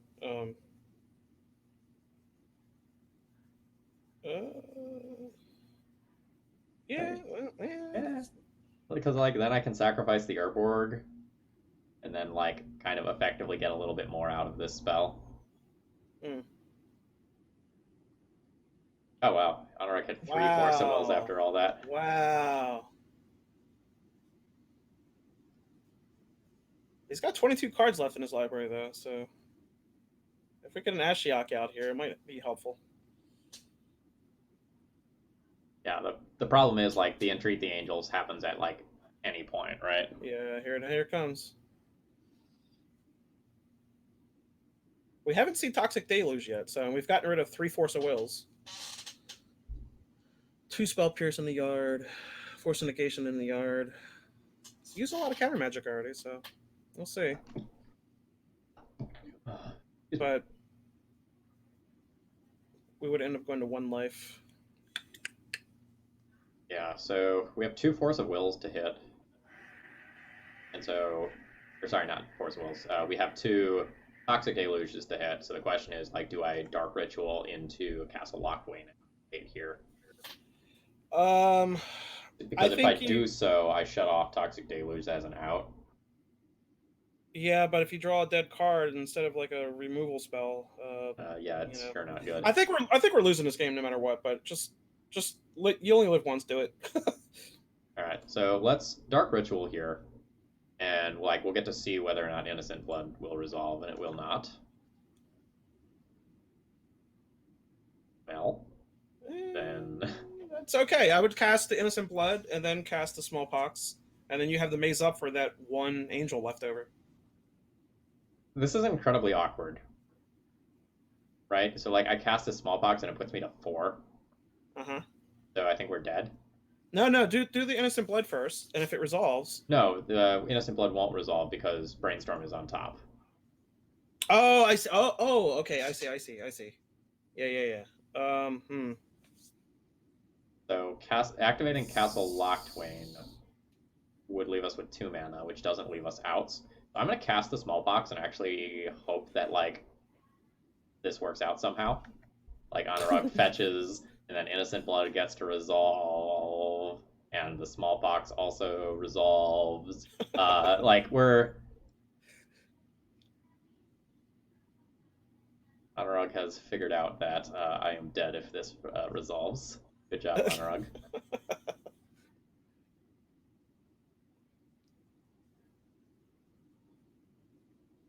Exactly at 4. Very inconvenient. Yeah. I would just scoop in the name of time so we can do some more stuff. Yeah, that's fair. Don't need to go through the 1 more click of Maze of Ith. Like I'm done here. Yeah.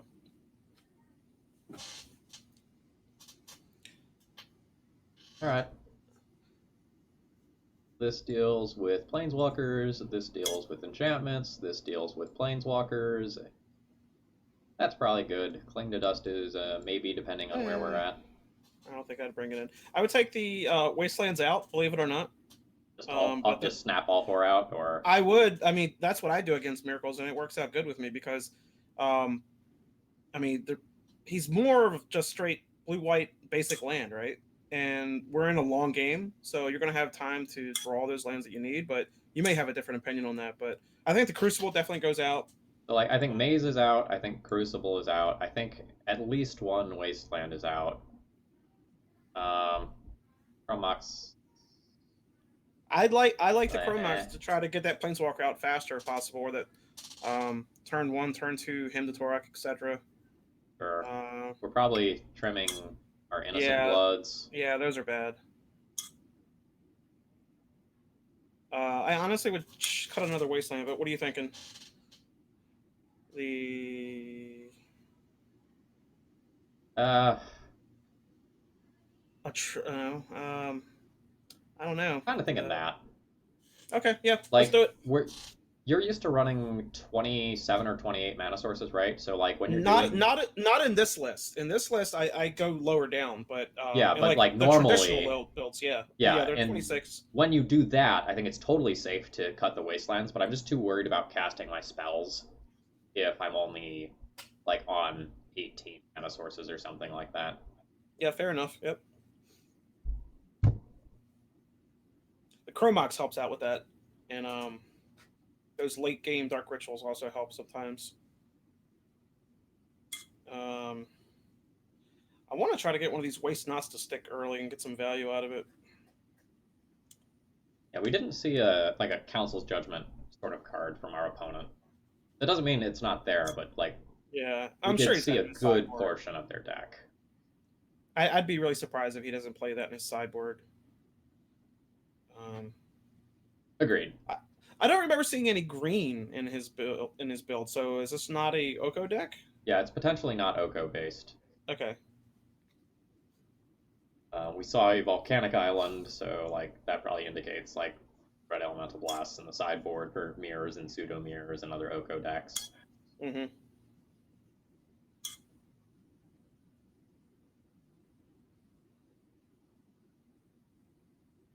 I'm sure he's got to be playing like Teferi too. So, App keep the turn one Ashiok yeah, hand. yeah, you keep that, and you have an answer for a Planeswalker too that's live, or at least you don't have to pitch it. So, resolve, resolve, resolve. Ah, Yeah, I mean we saw multiple main deck Force of Negation, so like it is not unexpected that that occurred. is there a world where a Miracles player keeps a hand that does not have counter magic on turn 1?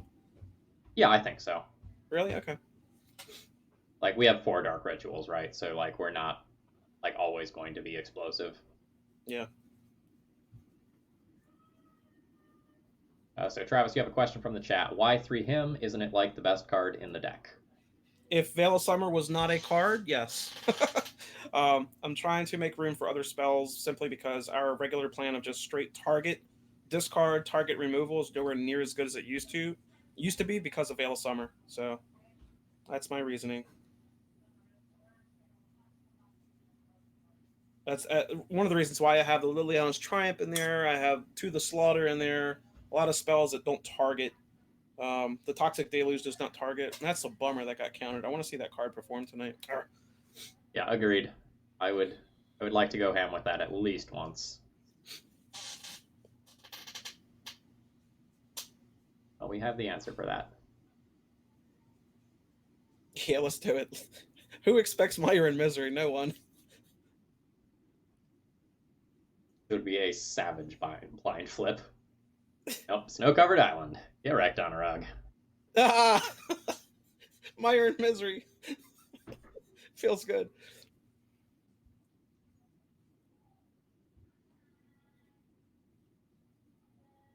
I assume that got a good reaction on his stream.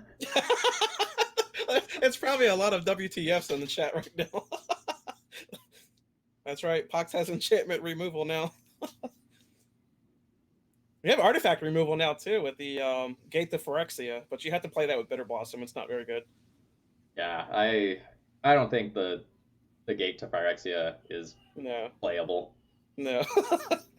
Like I have submitted that in a legacy deck before. Don't get me wrong, Yeah. but not one of those things that felt good.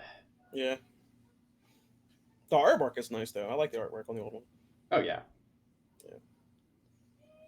I'm a sucker for those old cards. All right. Well, you have to have the counter spell to back it up. Nah, he will after he ponders or brainstorms. Sorry, but I think we try it anyway. Oh yeah. Let's activate Castle first and see what we get. Maybe we'll get another one. Let's see what we get. Something good. All right. God damn it. A lot of lands in here. Do it. Let's Yeah, see. I mean, make them have it. Yeah.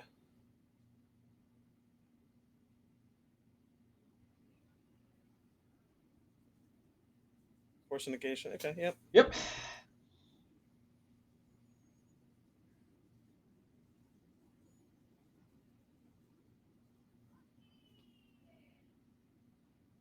That just kind of is what it is.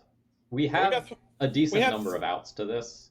yeah, we have three more uh three more elder spells and we got 3 to the slaughter. So and the sorcerer spyglass as well. yes, yes.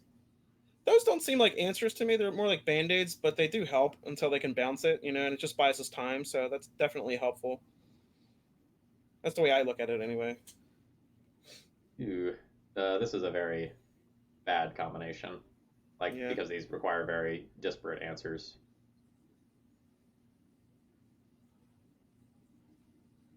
Now You that do our have go ahead. yeah, I was going to say you got 4 card types, so Delirium is active, but he does have a token to back up the mentor. But we do have 2 toxic deluges also, so we'll see if we can get to him. We're probably dead in probably 3, maybe 2 turns. 2 is possible now.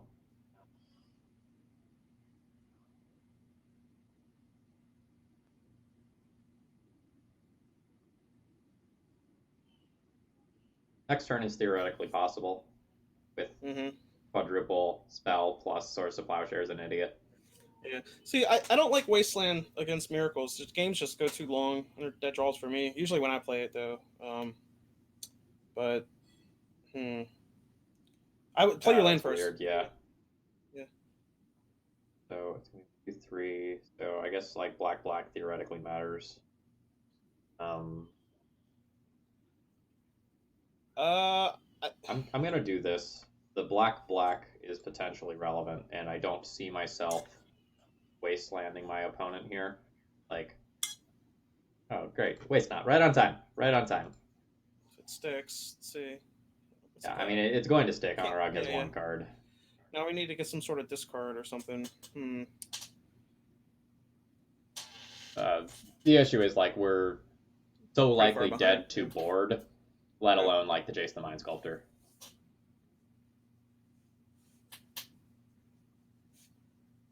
I would. That's hard. I don't know. Do you plus up or you go down with her? I don't know. I think you plus. I mean, let's cast it and see if we even get to make that decision. That part. Yeah. So like if we.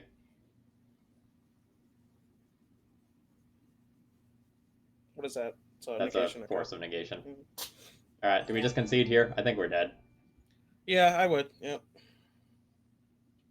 GG's. Yeah, like Jace the Mind Sculptor was a problem card that we talked about at the beginning of the stream as like being something that was like very easily going to beat us. Yeah, and you beat a monocolored deck. You don't have the luxury of cantrips, or like brainstorm ponders to help you find those planeswalker answers, and that's why you have to have 4 or more answers for it, in my opinion. Oh yeah, unquestionably. Like similarly, you see a lot of red prison decks maxing out on like specific cards in their sideboard, Leyline of the Void, Sorcerer Spyglass, those sorts of things, for the same logic. Alucard says, yes, I agree. Jace is not common anymore.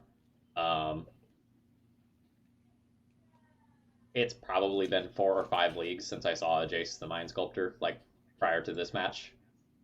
Like, it's been a hot minute.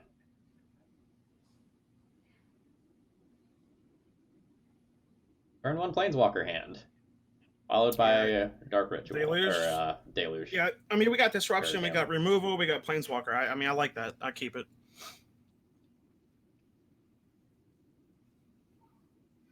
Colby, it's going well.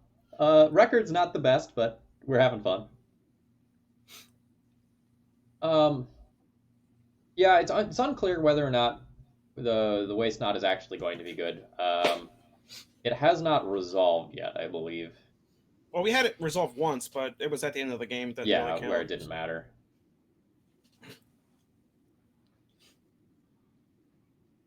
Ooh, I think you try turn one Ashiok again, unquestionably. especially on a searching deck. Yeah. So we probably don't get to mill them out, right? Like oh no, these exile, so it doesn't Yeah. matter if I hit it like an Emrakul And or this is a something. combo deck, I'm sure. So at least take some combo pieces away from them. Let's see what deck are we have. No, it's probably not depths. This is probably a blue green 12 post. posts. Yeah. 12 posts. Yeah. Uh, in which case, like we have just a stellar hand against them. Yeah. I think you hit the. Well, no. Do you Nope. wasteland the field of the dead, or do you him here? What do you think? Uh, it's weird. I think I'm I, going. I, No, I because think I want I to make. think you I think you him and then target with Ashiok. I think because they can't do anything with field until they get what 5 different Yeah. land cards, right? So and then we plan to waste it next turn unless it's something crazy like Ugin, Ugin or something. I don't know. The hymn's probably just too valuable here to pass on. Yeah, because they'll be left with 1 card. I think that's good. And I think I'm just gonna play basic swamp here. My opponent Yeah, like potentially has access to wasteland, and I would wasteland. really Yep, like 3 mana next turn. exactly. Yep. Azusa even. Woo.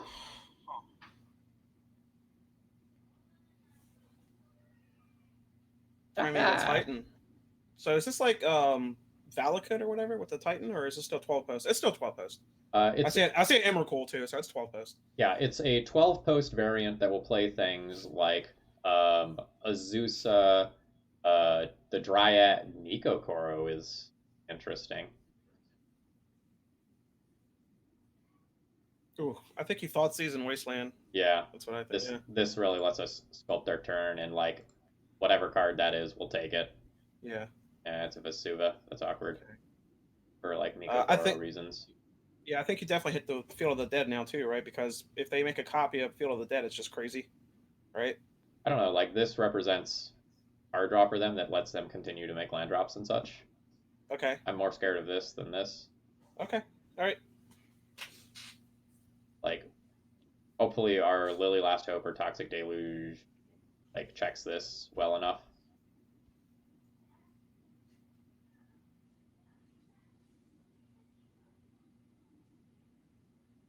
I don't know. I could see arguments for taking out the Field of the Dead. Like this is legendary. They can't copy it. I don't want to lose the game because I don't wasteland this Field of the Dead. You know. All right. All right, let's do it your You way. see, to me, like Toxic Deluge, it's only going to buy you one, board wipe. They're going to continually be able to put zombies out.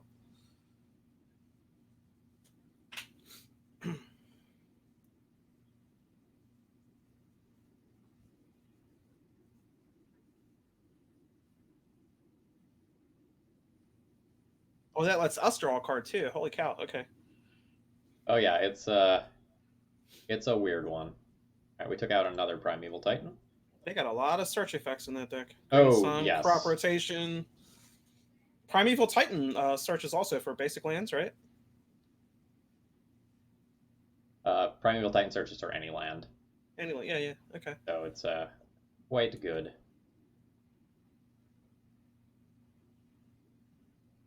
Hmm. I feel like I don't know, either smallpox here or do you go with Last Hope? I don't know.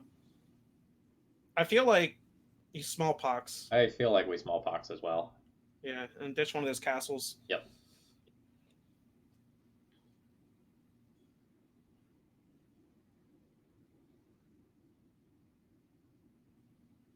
Because 12 post is one of those decks where it looks like you got them down and they just get to one critical amount of lands and then they're able to just go off.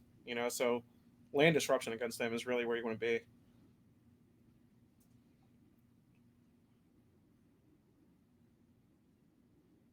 Played one of these. Minus this on you. All right, show What's and that blue tell. card? That's a show and tell? Wow.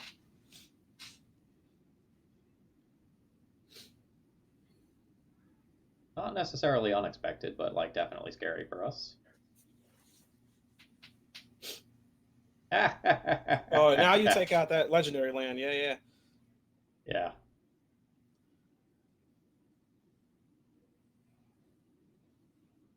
And then this is the point where we stop activating this.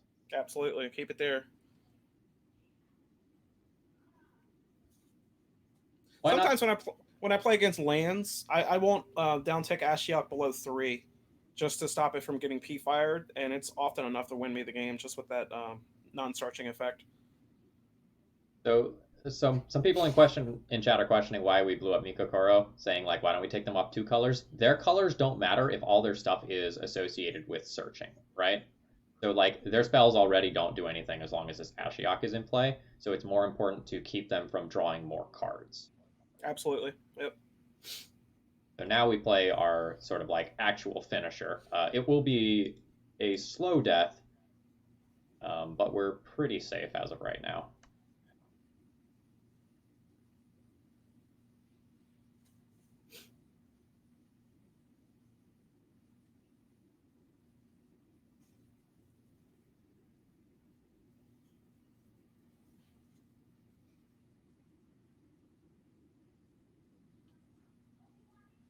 All right. I don't think we just cast this as a discard spell. No, I wouldn't. I mean, remember it's an instant. You can cast it on their turn if they happen to get a creature out somehow. I don't know if they do Dryad Arbor or whatever. And with the Liliana out, you'll make a discard, and she gets yeah, and they discard. Yes, sorry. All right. So opponent has 2 cards in hand. We have a Castle Locktwain. We have another Edict already. Now, do we just want to do this? I yeah It's yeah yeah yeah. Go ahead. like it's not impressive. It is just like discard a card, but yeah, okay, perfectly happy with that. Okay, yeah. Another one. We just want to hit one more land drop here so that we can start activating the castle. Mm-hmm. All right, Cascading Cataracts, that indicates that Golos is probably in the deck list somewhere.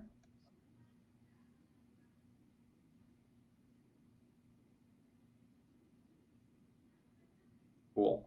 They Yeah, have 1 card. Let's see if we can take it. It might just be a land.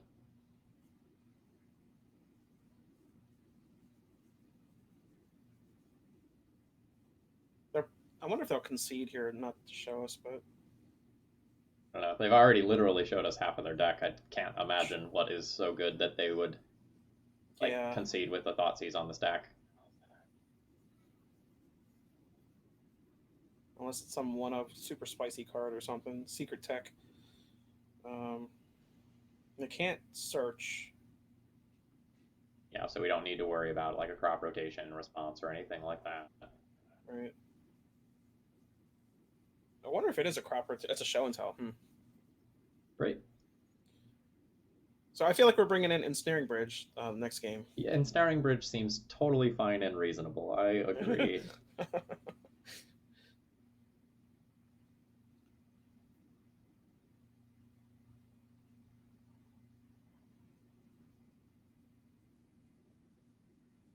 Okay. This is a very important turn because now we actually get to like start accruing zombies. After all that, our opponent just throws in the towel there. They they struggled along for so long. Phil, this is how you're supposed to win with Pox. If you're not making your opponent concede before they actually lose the game, you're not Poxing right. All right. So Ensnaring Bridge seems great. This is an edict. I don't know how many more of those we're going to need, but I'm going to take a 1-minute break. I'll be right back. Okay. yeah, that's fine.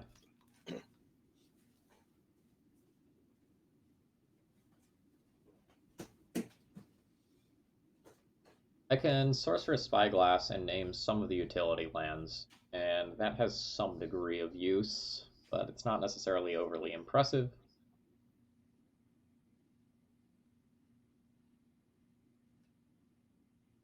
Don't have too much to board here.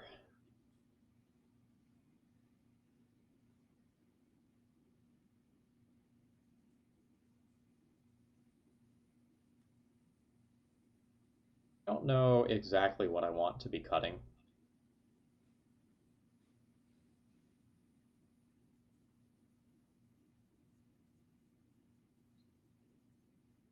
Like, Waste Not seems at least somewhat poor in the face of things that are like Primeval Titan sized, and although this can accrue some advantage over time, I'm not sure that it's necessarily where I want.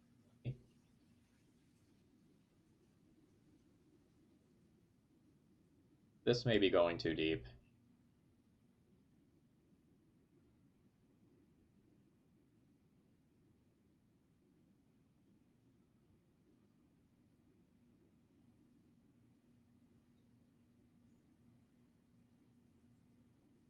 And maybe trimming a deluge is okay.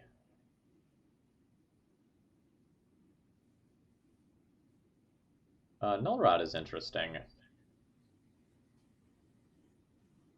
feel like Null Rod loses some utility on the draw. And I also feel like Null Rod is something that they can just ignore as the games go very long.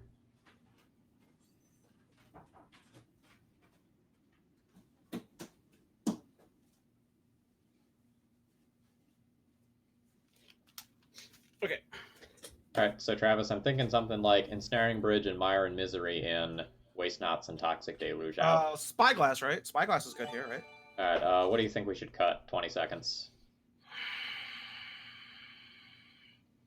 One Liliana the Veil. Mm-hmm. Jack Taylor, thank you very much for the overwhelming support there. That is very much appreciated, gifting 5 Tier 1 subs to the community. Thank you so much. Enjoy your emotes, everyone who just got them. Good stuff. So I wonder if they play Karn like out of the sideboard in this build. Is that a thing? Nah, probably not. Okay. That's the only thing I'm worried about. So... I don't like this hand. This hand seems a little risky. I would much rather have an Ashiok hand. That's better. Is this good enough to keep? I think it's good enough to keep with double Wasteland. Yeah. We get, like, super hosed by a Pithing Needle, but that's okay. I think where you put the Deluge down? I do too. Yeah, okay.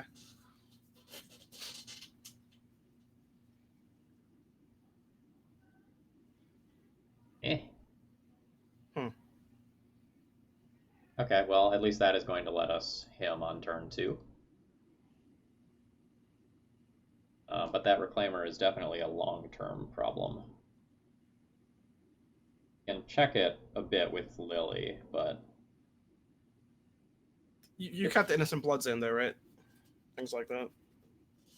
Yeah, so we trimmed a Deluge, a Lily, and 2 Waste Knots.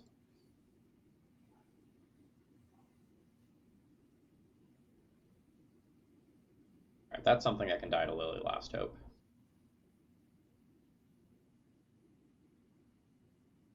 Yeah, Toxic Deluge we pitched is looking pretty okay at this exact moment in time.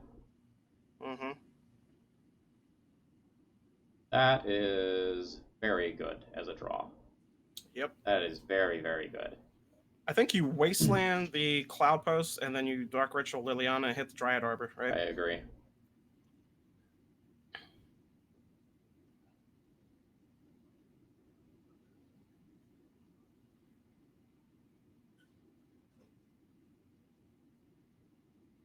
So, slightly awkwardly, if our opponent has a fetch land, the Elvish Reclaimer becomes large. But, like, we got double Sinkhole. Not only that, you can put the Mistress Factor out to protect her next turn. So she'll go to 1 if they do something like that. Oh, yeah, that's true. She'll live. Attacking the walker? No. Pause. Thinking about it. They didn't attack. Why would you not attack? Maybe they accidentally pushed the button. No, they actually might be trying to play towards... Oh, they want to fetch for something, I see. Like fetching a specific land. Yeah. Like, obviously I'm going to be plussing here. I think I just him. Yeah.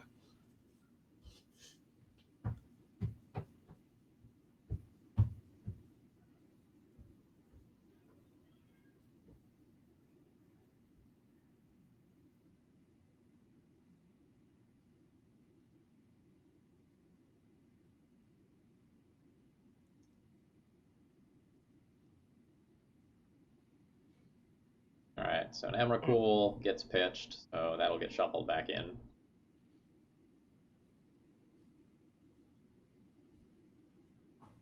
So that was actually very beneficial for us because now the Elvish Reclaimer is like not immediately just a 3/4. Mm-hmm.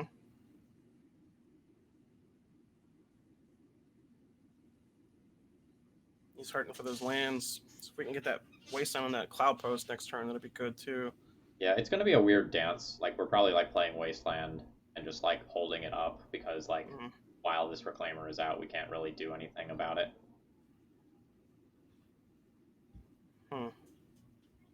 That's so close. That's so close, but it doesn't quite do what we want. It's gonna be a 3/4, and then this is -2, -1. Okay.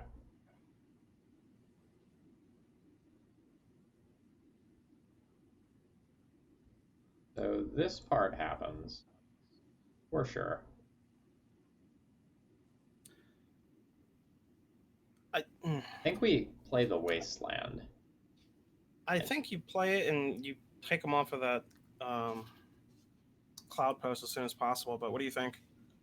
I know it's going to pump the Elvish Reclaimer, but I'm just fearful of them getting to a specific level of accessible mana. Yeah. So this Elvish Reclaimer is about to get +2/+2. It means if we play out the Mishra's Factory, we can like check it and not take any damage on this Lily. And she goes faster to 7, potentially getting us to win. Yeah. But that's very risky with that Cloud Post, I think. It sure is. So the thing is know. that if we play the Wasteland, our opponent either like doesn't search and protects their lands, or they search and then we turn on the Elvish Reclaimer, making it larger, and then our Planeswalker gets pressured. And we haven't changed their board. We've kept their board like more or less the same. I'm gonna. Go ahead. I mean, it might be worth it just to be safe, because I know how explosive these decks can be. Yeah. I'm gonna go with Operation Try to Ultimate this Planeswalker. There's also lines where they just like activate Miko Koro instead, and both of us draw a card. Yeah. That's very good for us.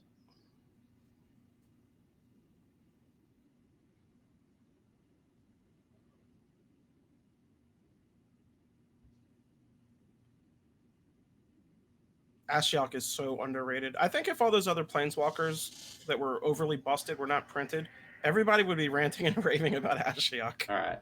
Show and Tell is bad. Yeah. Yeah. Ah, you have found Emrakul. That's a pretty okay Magic card to find.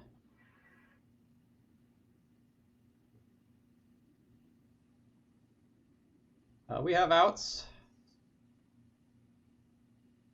That's not one of them, unfortunately.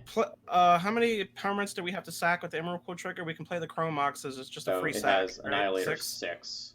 So we have 1, 2, 3, 4, 5, 6. We could potentially have 7 permanents, but they'll all die to an Emrakul attack because, like, the Emrakul can attack one of the Planeswalkers if we keep one around. Yeah.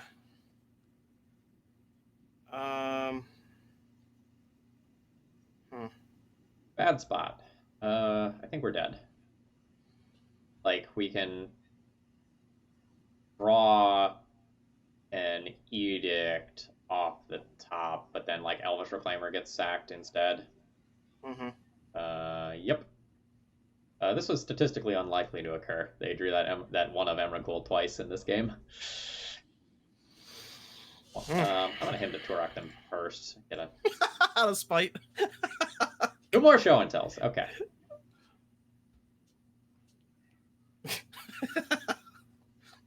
I technically like play Ashiok and look at a couple more cards, but whatever. Yeah. I already conceded. Huh. You like to think that Miko Koro drew them the Emrakul. Yeah, that sounds good. That would be the justice, right? So I'm not a fan of taking the Waste Not out because that's like one of the win cons that I built this around. And you need a clock. Sure. Let's reevaluate. reevaluate sideboarding then. I think our edicts are very good. Yeah, those are good. The if they're not going to be playing, well, yeah. Like I could like not spyglass for one of the waste knots. Okay. I'm not. Well, how many wastelands are they playing? I didn't see any. So do we need Crucible? Well, it's Crucible's great for our own wastelands. Yeah, we can recur our own wastelands if we ever get it out. Hmm. Are we helping them with an Urborg? Probably not. Not more than it helps us. Okay. Like Take out one smallpox maybe. No, that's land that's a destruction. land You need that in. spell. Yeah, you need that in. Sorry. Like if you want the wasteland knots, maybe we like trim one Lily Last Hope or something. Okay, yeah, I dig it.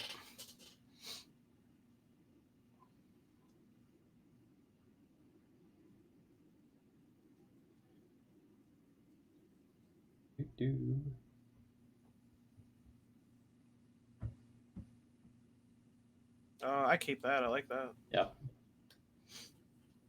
It's got land destruction. It's got hand disruption. It's got enchantment removal. It's got a beater.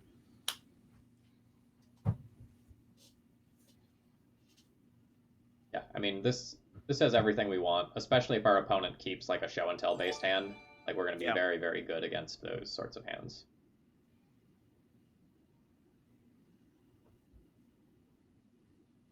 A Veil of Summer, eh? Disgusting. So I feel like we have to take the Veil since like we're probably playing him to Turok next turn. But it's weird because they might play Pithing Needle on Wasteland on turn 1, in which case we don't need to do that. This is a super strange spot. I don't think you allow them to keep that card draw with Veil of Summer, and we have to target them with this hand disruption. So I think you're priced into taking the Veil, I think, unfortunately. I think it's too risky if you don't. Yeah. I feel like we're paying 2 to just have them draw a card. Yeah, I think they're just going to go Forest, Pithing Needle, probably on Wasteland. Nope, they're just holding up, representing a Veil of Summer or Crop Rotation or something. I think we go with our original plan here, just him. I do as well. Like, if they top decked another Veil of Summer, like, it super sucks, but, like, it is what it is. Show and Tell and Vesuva. That was a great combination of things to hit there. Like, I don't know what the last card in our opponent's hand is, but that felt good. Yeah. Anytime you get lands off of a Hymn to Torok, it feels great. Oh, yeah, this is...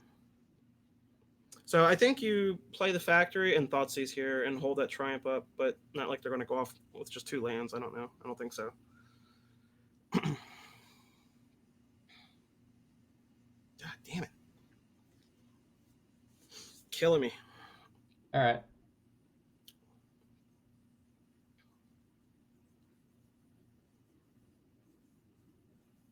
Yeah, that sounds good.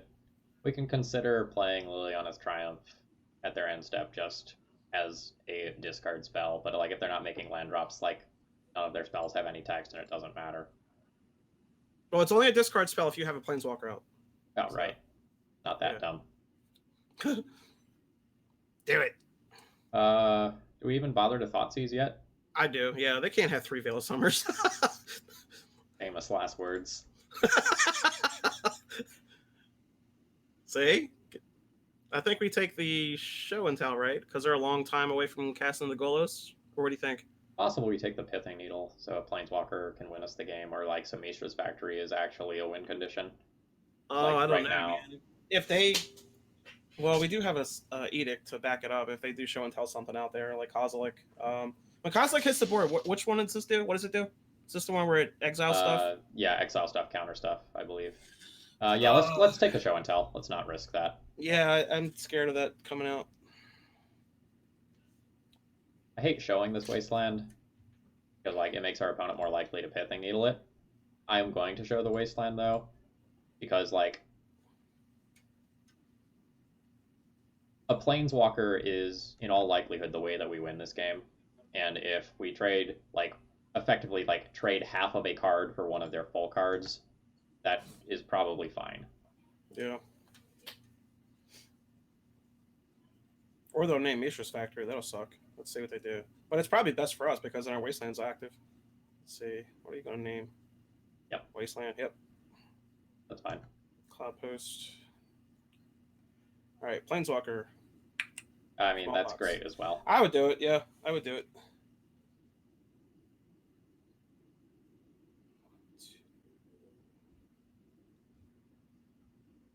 And I think we pitched this Mire in Misery here. I do as well. It's just less flexible. Yeah. We haven't seen something like a Sylvan Library yet or anything. Seems like we pitch our Swamp. No, don't do that because well, he can't use Wastelands anymore. We have, so yeah, we have you're Herb, right. we have Herb Yeah, Lord. yeah, and that's not one sided. Everybody, that's universal, right? That Pithing Needle and Wasteland. Yeah.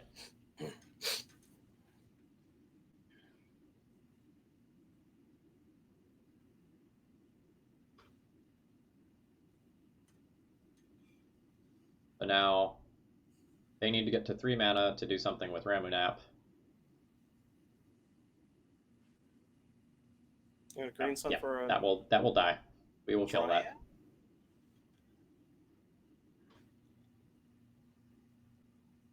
This is a great top deck as well. Yeah.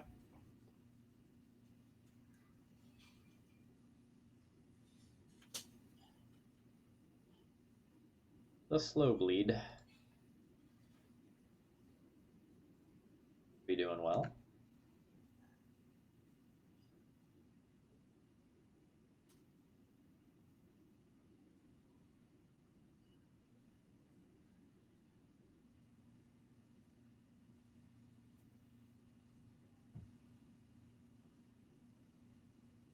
Okay, so now we get into the situation of like, do we start drawing cards or do we just continue to hit with Factory? You do both, I think. I think you just throw that land out there and. Well, this is. See, we need one two, more three. to be able to do both. Yeah.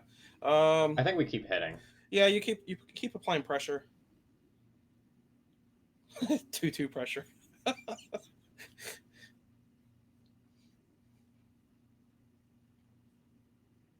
Like we have a decent number of like weak to bad draws.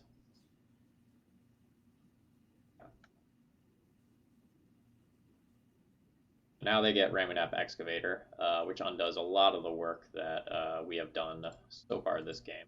That is what it is. Top deck and Ashiok gotta help. Let's see.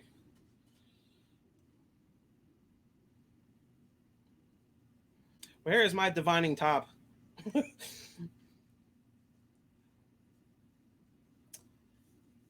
Yeah. Look for an innocent blood or something. Let's see. Did we get it? First one. Hey, that's not bad. Not good. Do we have any lands in the graveyard yet? Oh, we have a swamp. You already dropped a land there this turn. Okay.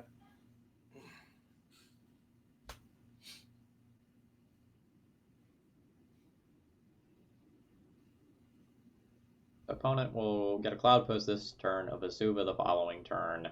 We're a couple turns away from Kozilek, but not as many as we might like. Oh man, the flooding is real. Alright, so we will play a Crucible. And oddly enough, it's correct to play the one from our hand for Castle Locked Wayne damage reasons. Mm-hmm. And we can pass the turn here holding up the castle activation, and then we need to draw a threat or answer to Ramunap, basically now. That's hilarious that Bojuka Bug actually did something relevant in this matchup. A lot of people just assume that Pox is going to play Bloodghast. I think that's why a lot of people keeping Graveyard Hate against it. There's several builds of Pox, like Prison Pox, something like this, Bloodghast Pox. That's a decent one for now. Let's see. Yeah, it's good enough. The lands just keep coming, driving me nuts. The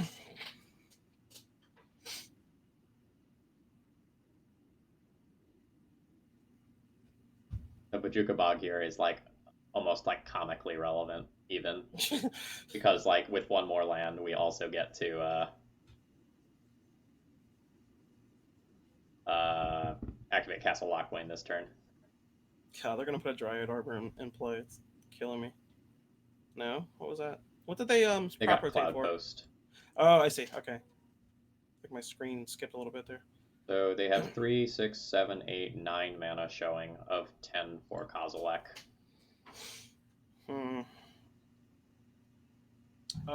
So we can castle and have 1 mana available. So we could theoretically Thoughtseize the Kozilek away if we draw one. I think we take the draw here. I think so too. That's like such a huge upside play if it works. Please no land. It's a land. Goddamn deck drives me nuts. Okay. Don't have a mana source, please. I cut it down to 22. I was talking to them. I know, but I'm just saying this deck. It drives me nuts. Okay. Yeah, that's disastrous. That gets a Field of the Dead and an Eye of Ugin, probably. And we're probably not beating that. No, Eye of Ugin and Cloud Post. Yeah, same thing. Well, you do have Ensnaring Bridge. Let's see if we can get to it. I mean, oh, you have Instant Blood. It's not bad. Is a start.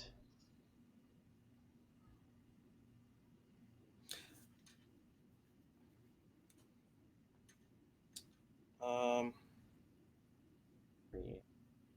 think I need to play towards Ensnaring Bridge right here.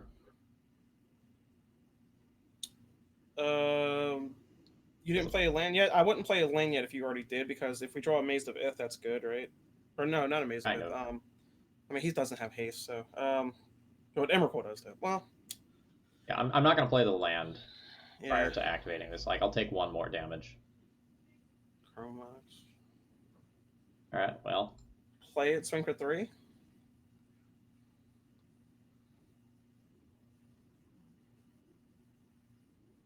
Why does neither one of these say newly controlled? I think you have to right-click on it, or at least that's what I have to do. Yeah. So this is the one.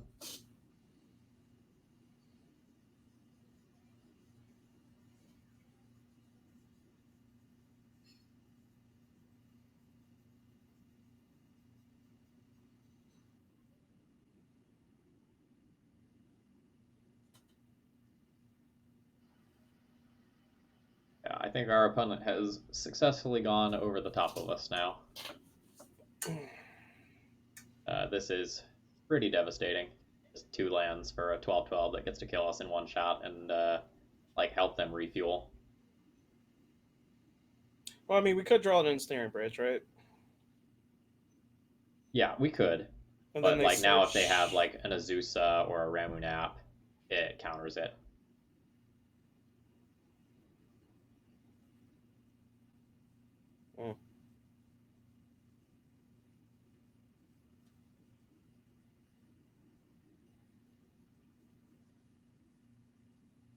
My God, Dak, come on.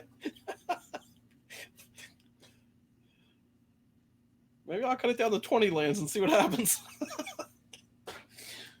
I think our like mana amount is like approximately appropriate. Yeah. Like we've flooded a few times, but like we've also used that mana to like fuel Castle Lockwayne, so like I'm totally good with that. Yeah. Think how bad it would have been if we didn't have Castle Lockwayne. We're just drawing those all the time. Oh my God. All right, I'm gonna step away for 30 seconds to run to the restroom. I'm gonna run a 1-minute ad. I'll be right back. All right.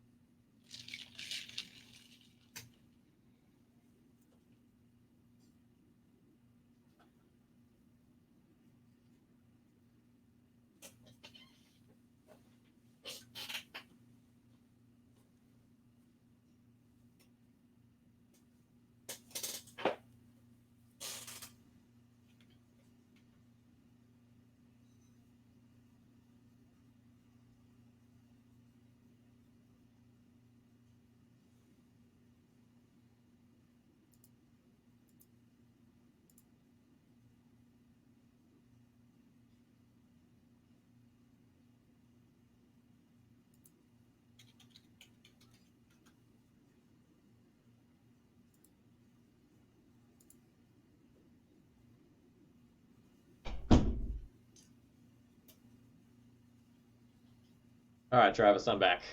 All right. Let's do this. So we are 1-3 right now. Um, Matches have been relatively close. Obviously the deck is not a tier one deck or anything like that, but like matches have felt competitive where we haven't just like been getting slammed today or anything like that. Mm-hmm.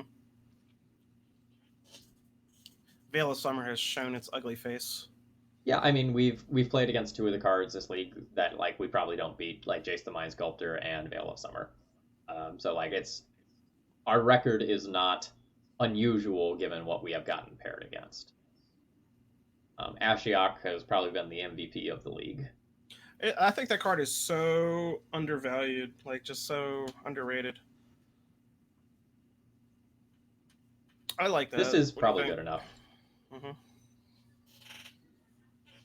Also, there are a handful of people who have followed this stream. Thank you very much for following. Normally, I shout you out, but when I have a guest stream, that tends to take a decent amount of my mental energy, kind of going for and doing the back and forth with them. So I hope you are enjoying the content, even though I'm getting bullied a little bit. Maybe that makes you enjoy it more, depending on what sort of person you are.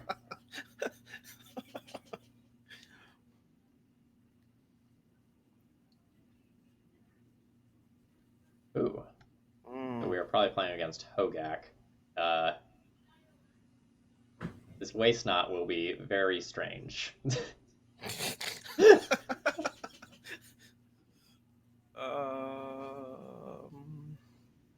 So I think you waste not first, so you can get value out of that Thoughtseize later, because otherwise you don't get the engine going. it's certainly weird, but I don't know what this card is going to do. Like we get potentially like two zombies right here, or like we draw some cards or whatever.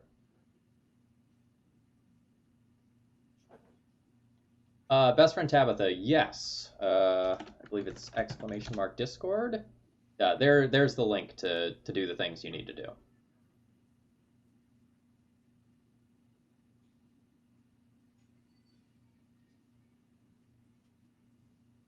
All right, the opponent gets the Hogaak, which is pretty good against our sacrifice-based removal.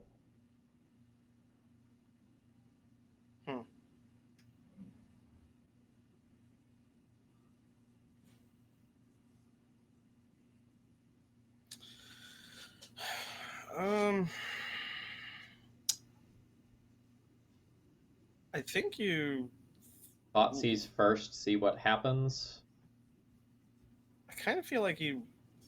I mean, if you throw Liliana the Veil out there, and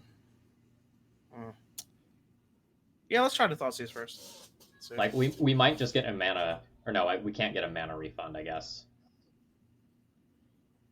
Altar of Dementia, and two of them. Rough. All right, and if you discard a non-creature spell, we get to draw a card.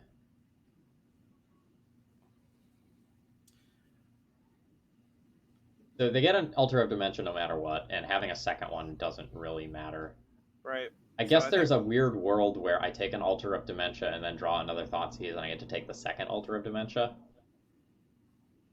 Maybe I should play towards that. It's super weird. I feel like they're going to have that Altar of Dementia anyway, so if you take it, it's essentially just not like taking take anything. the Cabal Therapy so they only get one look at our hand. Yeah. All right, so you get Dark Ritual. So now you cast Liliana, right? Yeah. So I guess like, and then we Innocent Blood, we Liliana minus them. So if they discard that other Altar of Dementia, we get to draw another card. Draw another card. Let's get value out of Waste Not. Let's see how far it goes. All right.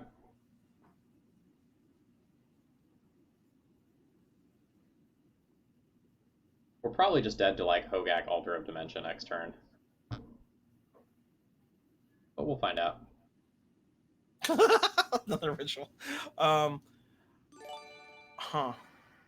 This Innocent Blood situation is awkward when I actually have some creatures for a change. Yeah. I think we just passed the turn here. Mm-hmm. Nathan, thank you very much for your continued support.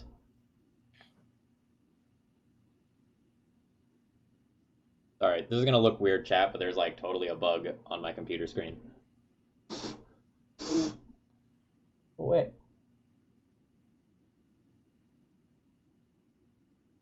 It's a crab.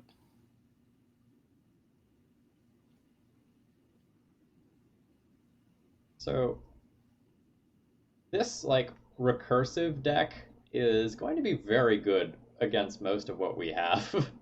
Yeah.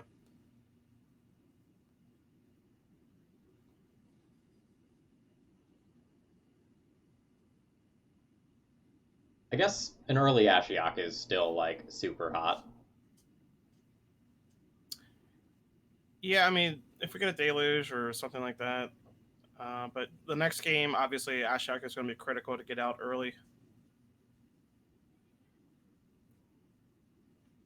All right. Are they? I think they're able to just mill us right here, aren't they? I think so.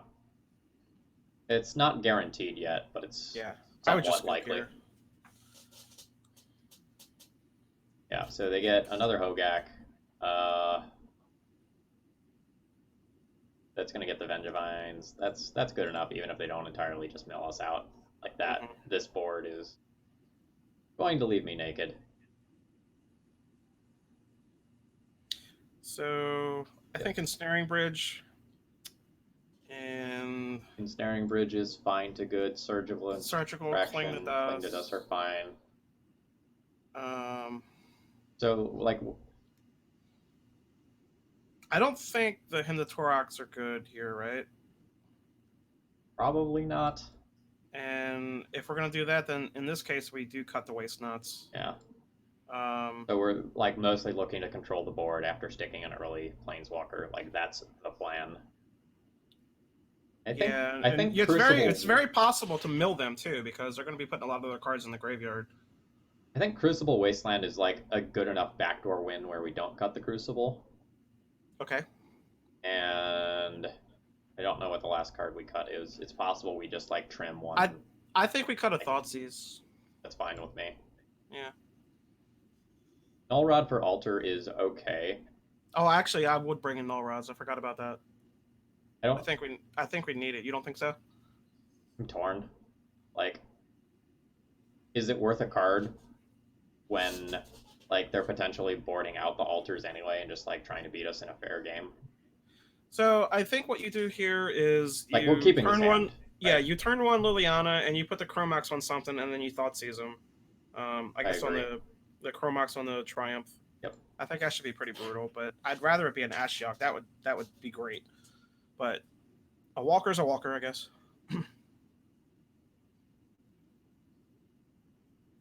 And we can also like play Mishra's Factory on turn one as well. No. Play oh, I was going to say play the Swamp so you can Thoughtseize him on turn one also with the Planeswalker, but yeah. No, we have triple black already. Oh yeah. Yeah, just the way you tap it, right?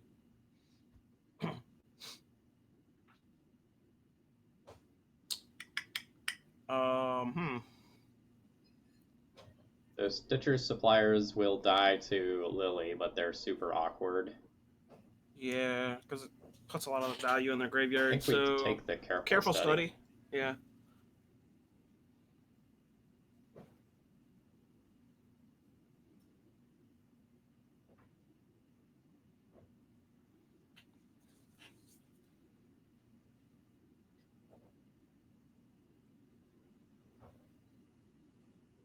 So we're like definitely living off the top this time around. All right, there's a bridge there. That's rough. Okay, it's fine. Oh, you got a Surgical. Go after that Hogaak. We can't get the Hogaak. Hogaak's in hand. So I'm looking at the wrong slot. I see. Yeah. So we can Surgical Bridge from below and then kill Stitcher's Supplier.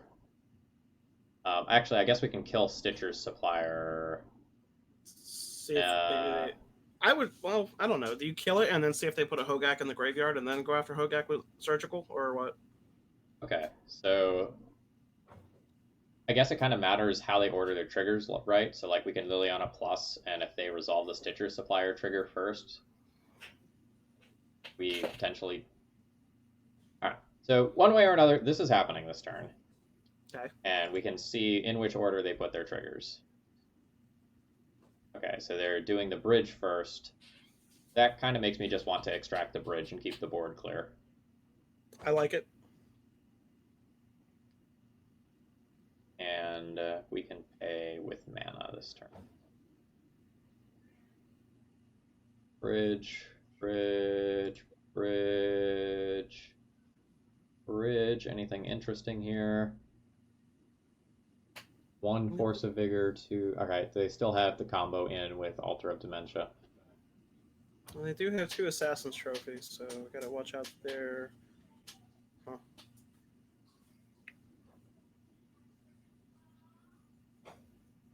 Okay.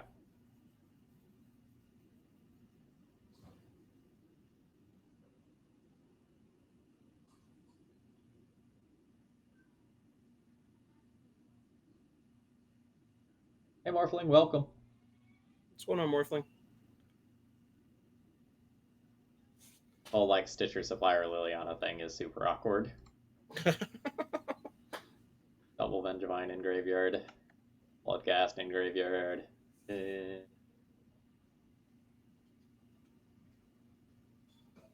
Hogaak's a thing as well. Maybe this hand wasn't strong enough to keep. Like, it looked good.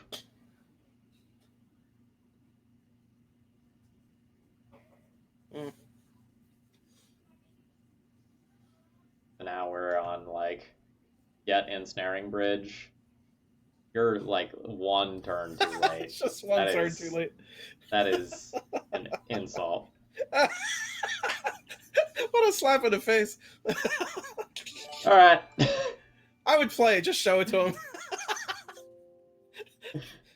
Oh my god.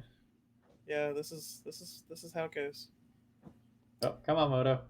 Come on, Moto. I conceded. Yeah. All right.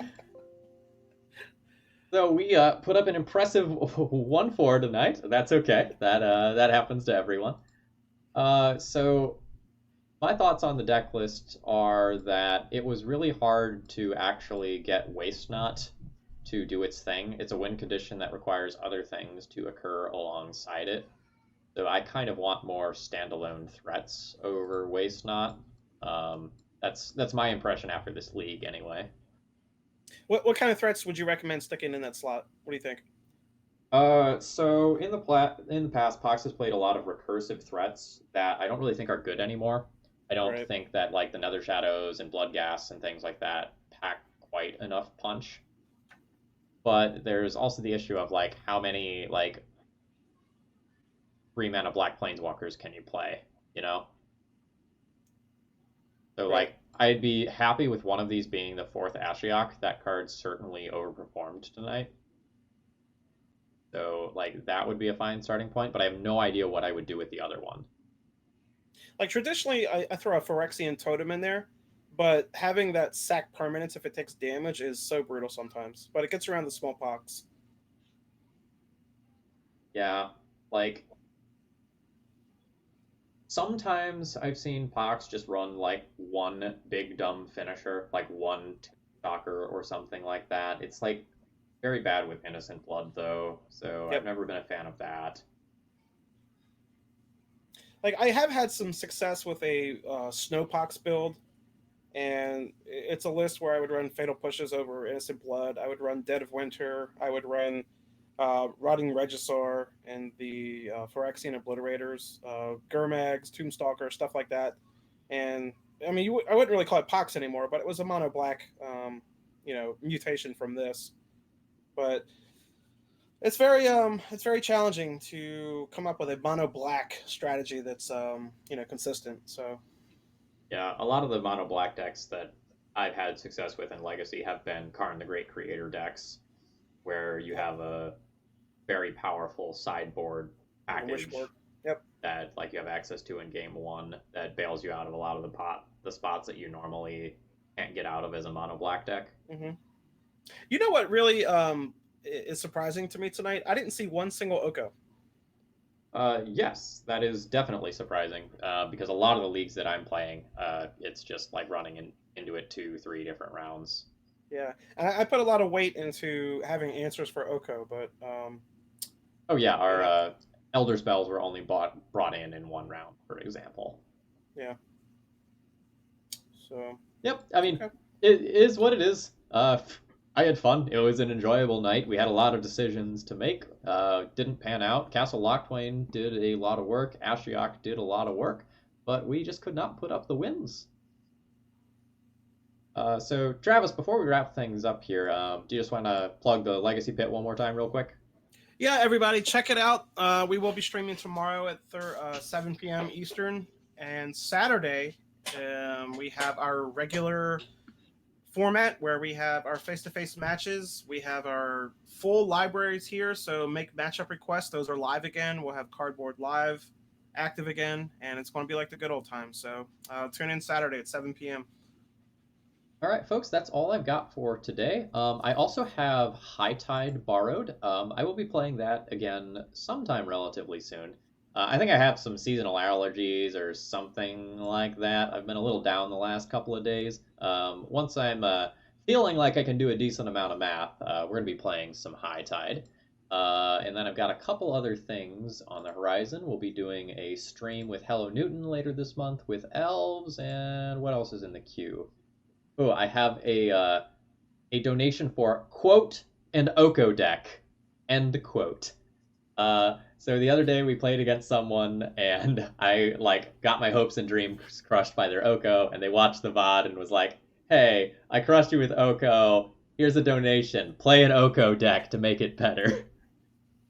So we're gonna be playing is it Kinnan Bonder Prodigy? Is that the name of that green and a blue card that like doubles mana from non-land sources?